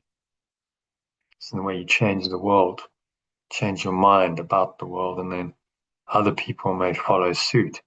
This formula has been used by anyone who's created change in the world on a big scale, like the Jesus and the Buddha, Lao Tzu, and in modern times, someone like Mahatma Gandhi, Martin Luther King Jr., Nelson Mandela. These were people who profoundly changed themselves first, and then the world around them changed, and they were able to bring this expanded awareness into the world to bless it and create healing for people, spread these blessings and their legacy as a result of that. So that leads us nicely into our third review idea, which is that there is nothing my holiness cannot do. So again, breathe in to this idea that there is nothing my pure formless awareness cannot do. Feel the power of that statement, saying that this power in you is unlimited. My pure formless awareness is unlimited in its power to heal because it is unlimited in its power to awaken.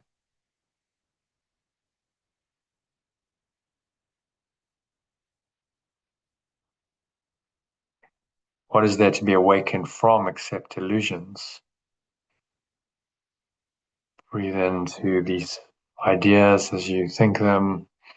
Breathe into them as well.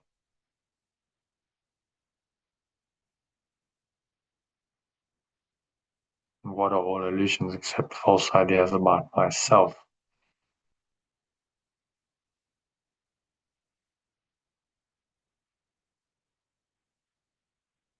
My pure formless awareness undoes them all of these false ideas, these false beliefs, by asserting the truth about me. So breathe it into every pore, every cell, every muscle of your body. Any difficulty, challenge, obstacle that you're currently facing in your life feels like something difficult, something's blocking your path and your way.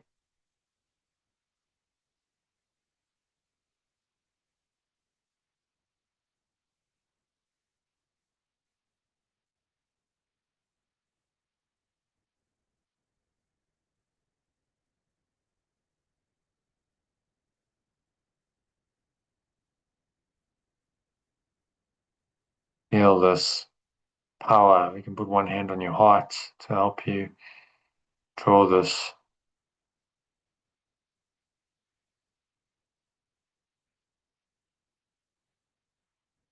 So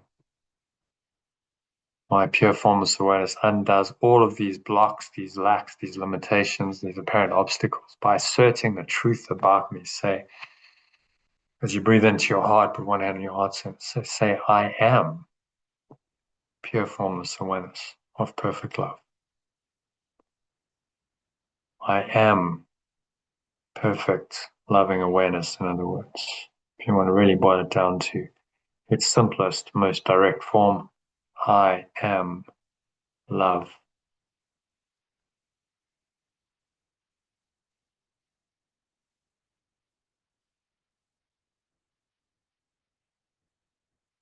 I am love.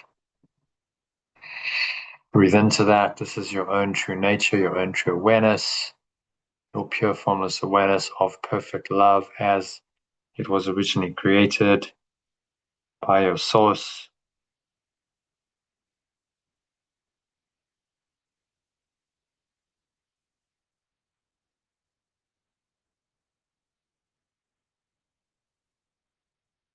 So in the presence of my holiness or pure formless awareness, which I share, pure formless awareness of perfect love itself, all my false beliefs vanish. So breathe this awareness into every pore, every cell, every muscle of your body, every part of your mind, every fiber of your being is in this awareness, and you just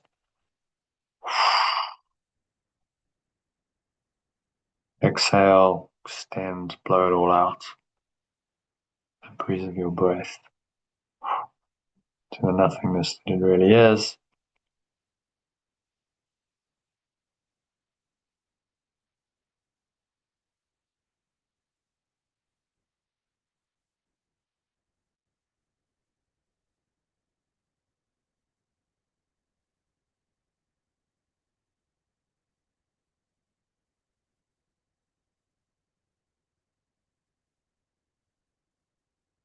So any blocks, limitations, lacks, scarcity, these are false idols or beliefs.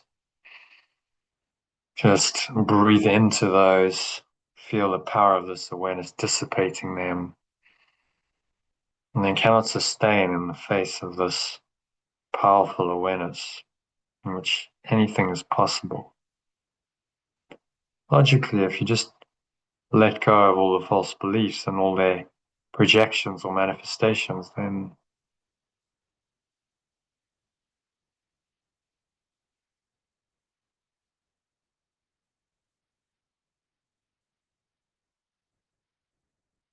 feel that power.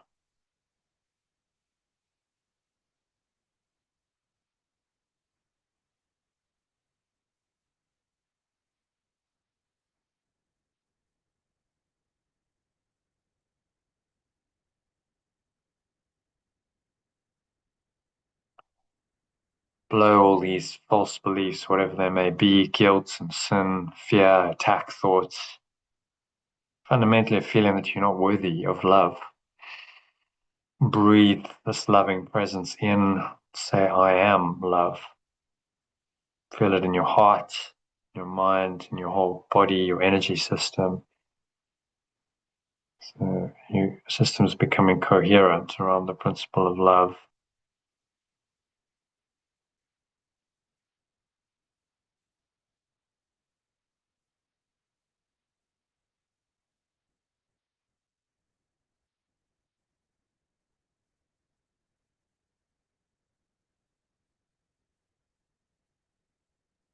Just sinking inwards.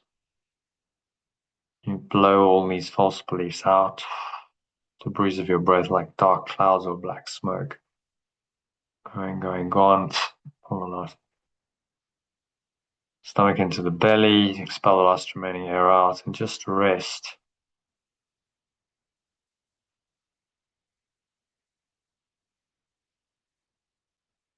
In this awareness.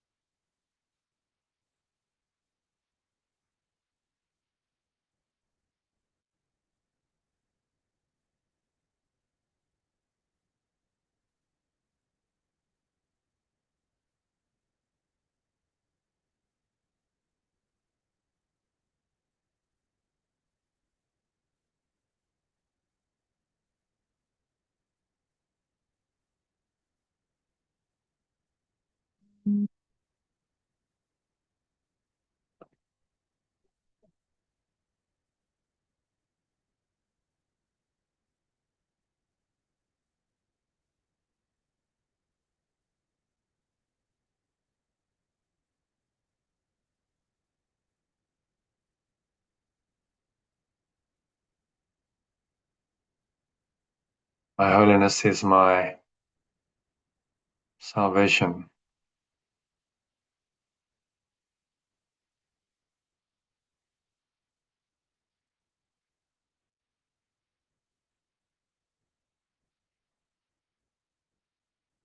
Breathe into that idea. Oh, my pure formless awareness is my freedom.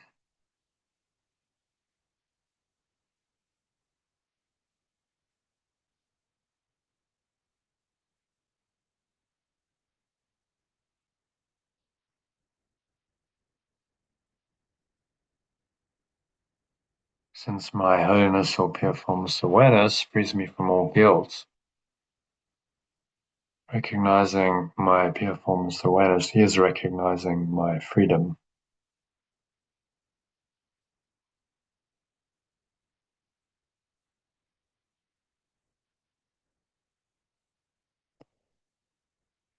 It is also recognizing the freedom of the world. Breathe in and just feel this freedom in your mind, in your heart.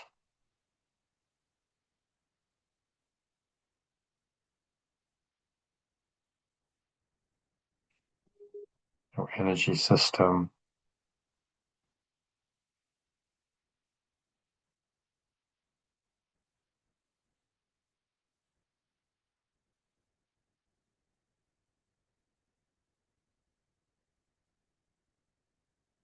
As you listen to these words, since my pure formless awareness frees me from all guilt, recognizing my pure formless awareness is recognizing my freedom. You become aware of any guilt that often manifests as fear, attack thoughts. It's all a form of guilt. Breathe into that.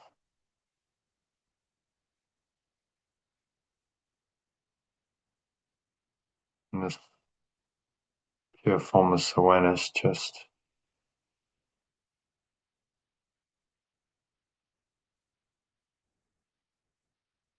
transmutes that into a state we call freedom,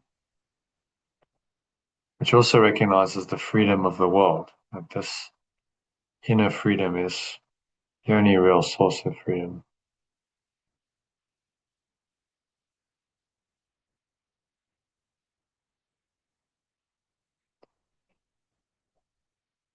Once I've accepted my holiness or pure formless awareness, nothing can make me afraid. Breathe in on the truth of that. Feel your heart.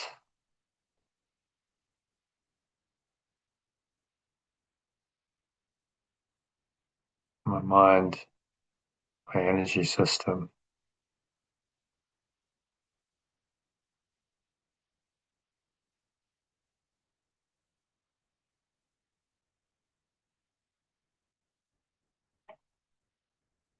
Because I'm unafraid, everyone will share in my understanding, which is the gift of God or pure formless awareness to me and the world. So breathe this in to every pore, every cell, every muscle of your body, every part of your mind, fiber of your being. Feel this freedom from all guilt, all fear, all attack thoughts. And feel how this radiates through.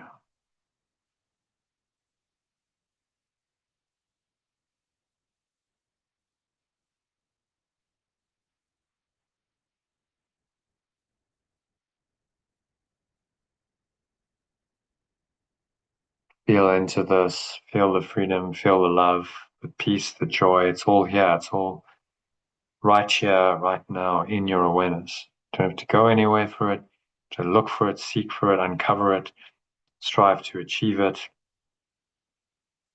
It's already here.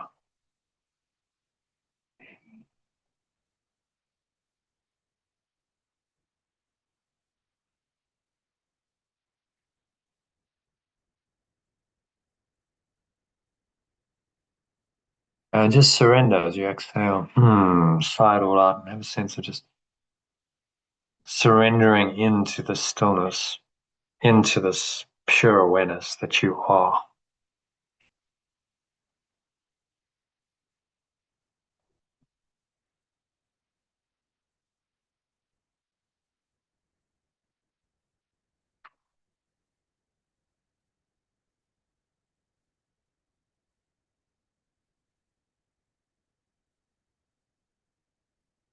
I'm blessed as an extension of pure formless awareness. As the Son of God is the original, but feel that you're just an extension of this pure awareness. It's your own true awareness. It's connected to pure awareness, pure formless awareness. Can't really be separate from that. I mean, herein lies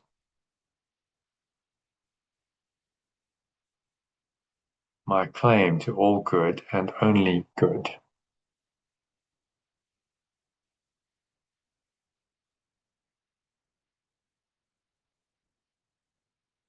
I am blessed as an extension of pure formless awareness. Breathe in as you say that. Feel the blessing of this awareness right now in the present moment encompassing you, enveloping every pore, every cell, every muscle of your body, every part of your mind, every fiber of your being. He is blessed in this awareness. And all good things are mine.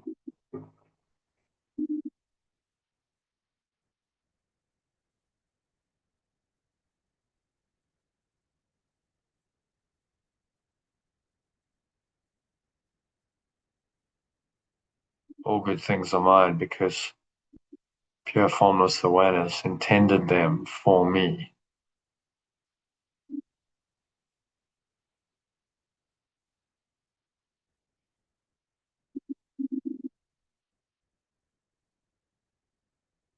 I cannot suffer any loss,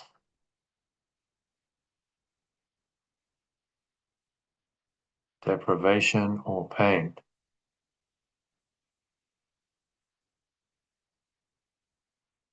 because of who I am.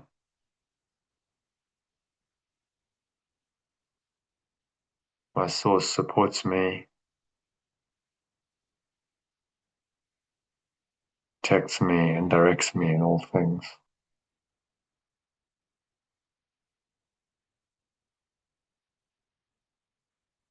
His care for me is infinite and is with me forever. Breathe into that.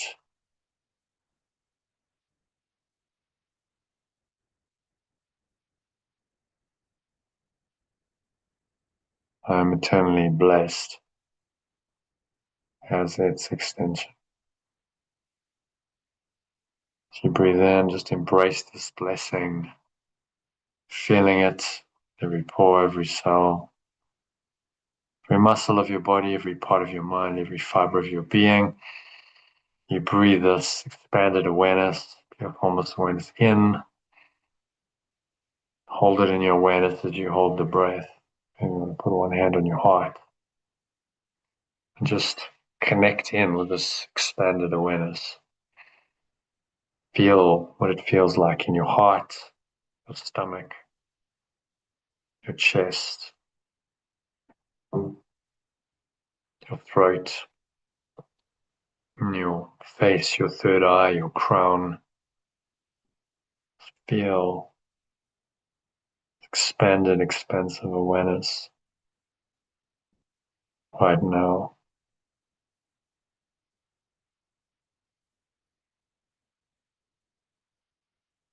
And there's really nowhere else to go, and nothing else to do but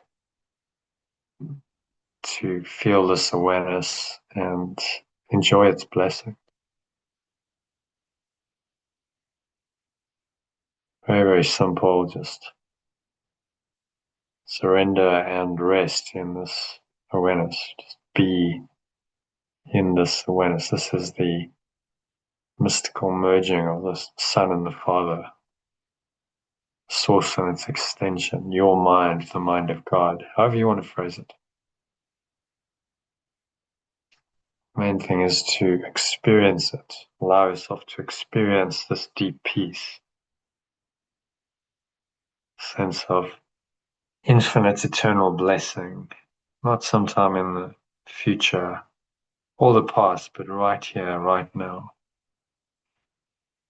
So just breathing all of this in, observe the breath flowing in and out through your nostrils, and let the breath deepen you into this expansive awareness, this pure formless awareness.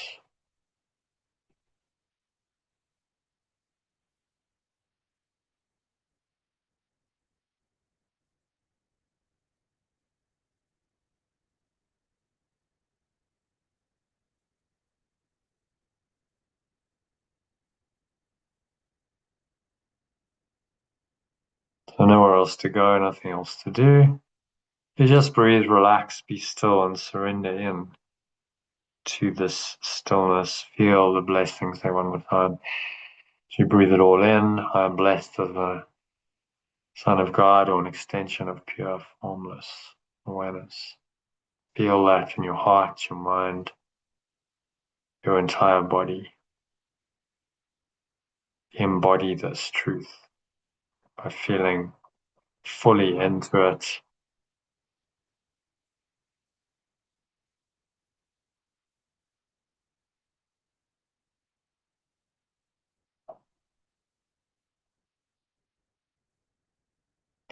And surrender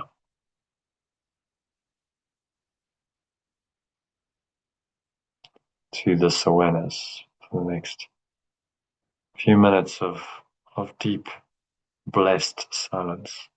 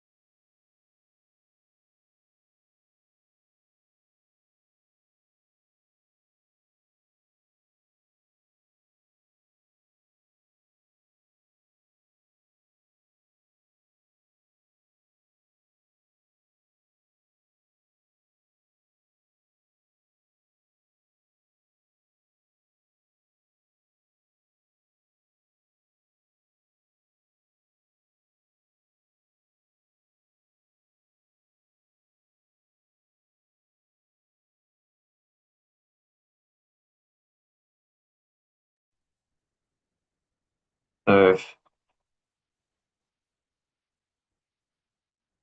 any thoughts come in to disturb this deep peace. Just notice them and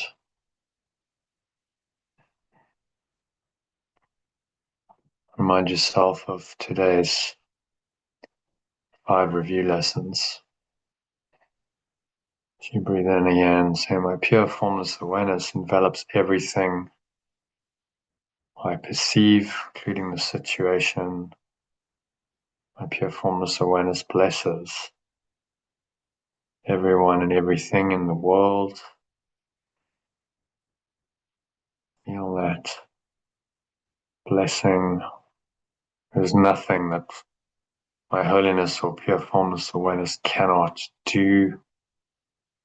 So it can resolve all trouble or pain or difficulties by helping me to let go of false ideas that cause these.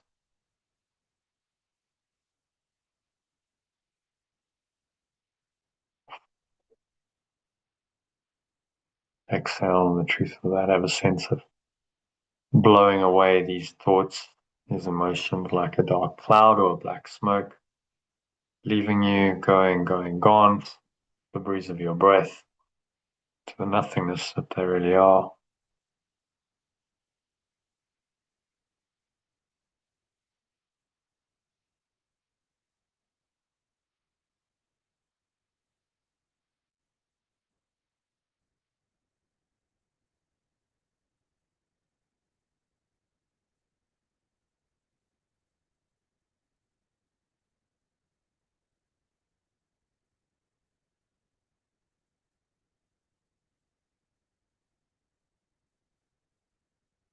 My holiness or my pure formless awareness is my freedom. Feel that freedom, that bliss, that peace, that joy in your heart. And say, I am blessed in this as an extension of God or pure formless awareness. I'm blessed as a son of God, or I'm blessed as an extension of pure formless awareness. Feel this awareness extending into your mind, your heart, energizing, healing your body. Smile.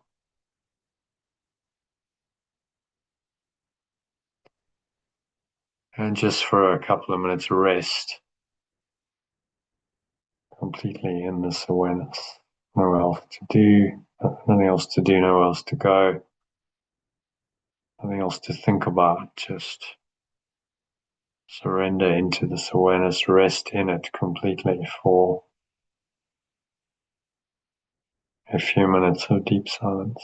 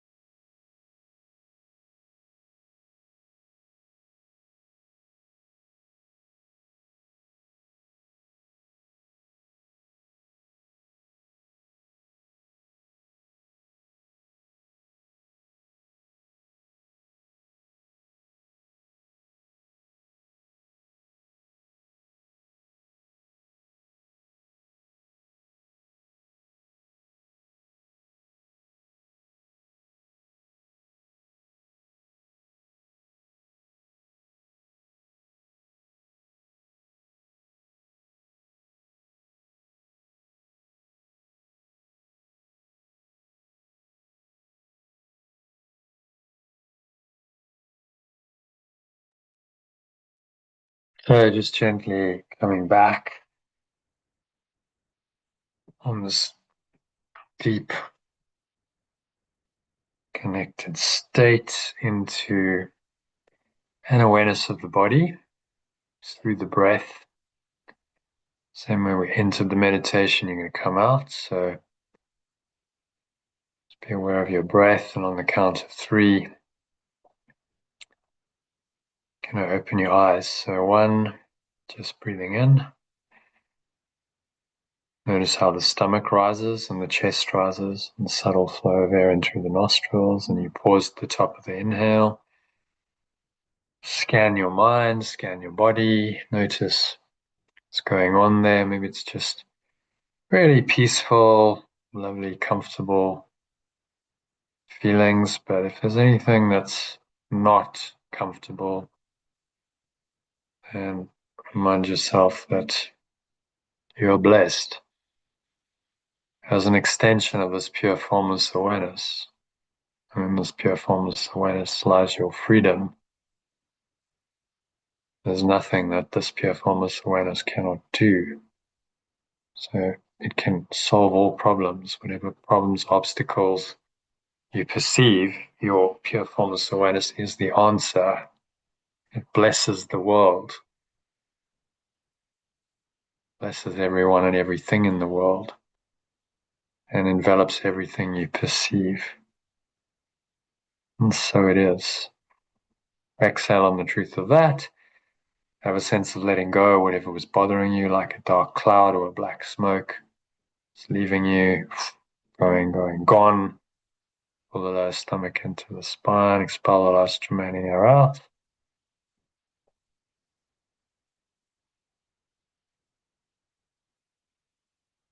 And just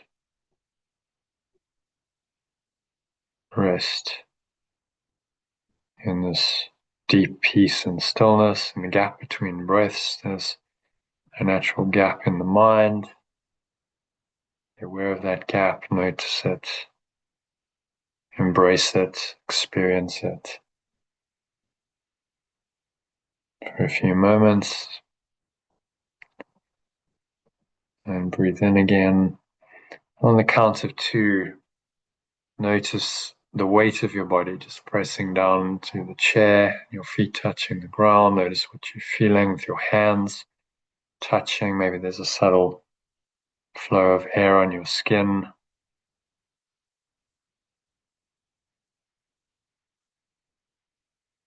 Notice what you're hearing in the surrounding environment. Just noticing all these things from this very still, calm, connected, surrendered state.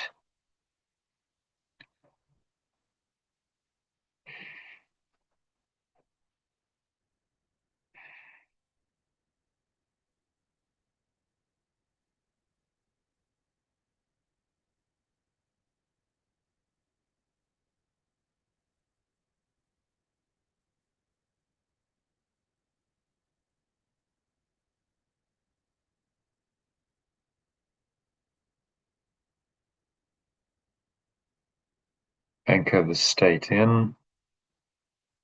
Set the intention to stay here for the rest of the evening, on into tomorrow and the week ahead. Use your lessons and breathing practices to connect you back in with a state. So it is said, so it is done. And now on the count of 3, going to open your eyes. So just take a moment to look around.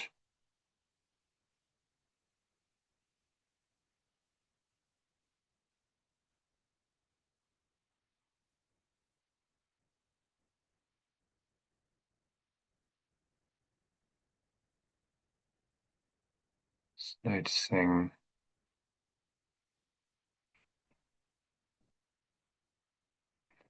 the world around you in this very calm, clear, detached way.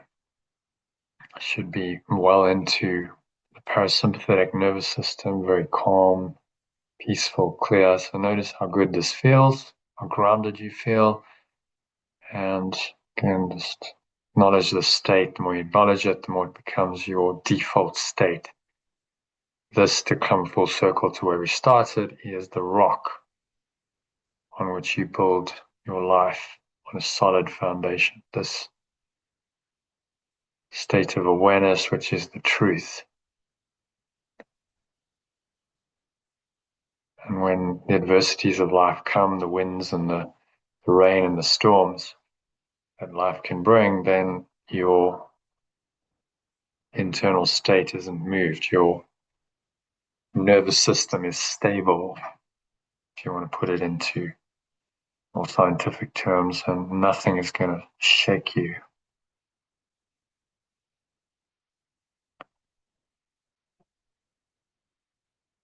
So just remind yourself one more time of the key ideas today. My pure formless awareness envelops everything I perceive. As you look around, just say that. And this awareness blesses the world, blesses everyone and everything in the world, including myself. There is nothing my pure formless awareness cannot do. This pure formless awareness is my freedom. And so I am blessed as an extension of this pure formless awareness right now. Breathe into that blessing, anchor it in, give thanks for it, feel gratitude and love and appreciation in your heart. And go on with your evening and your week in this expanded state. All right, so that brings us to the end of the meditation and of today's session.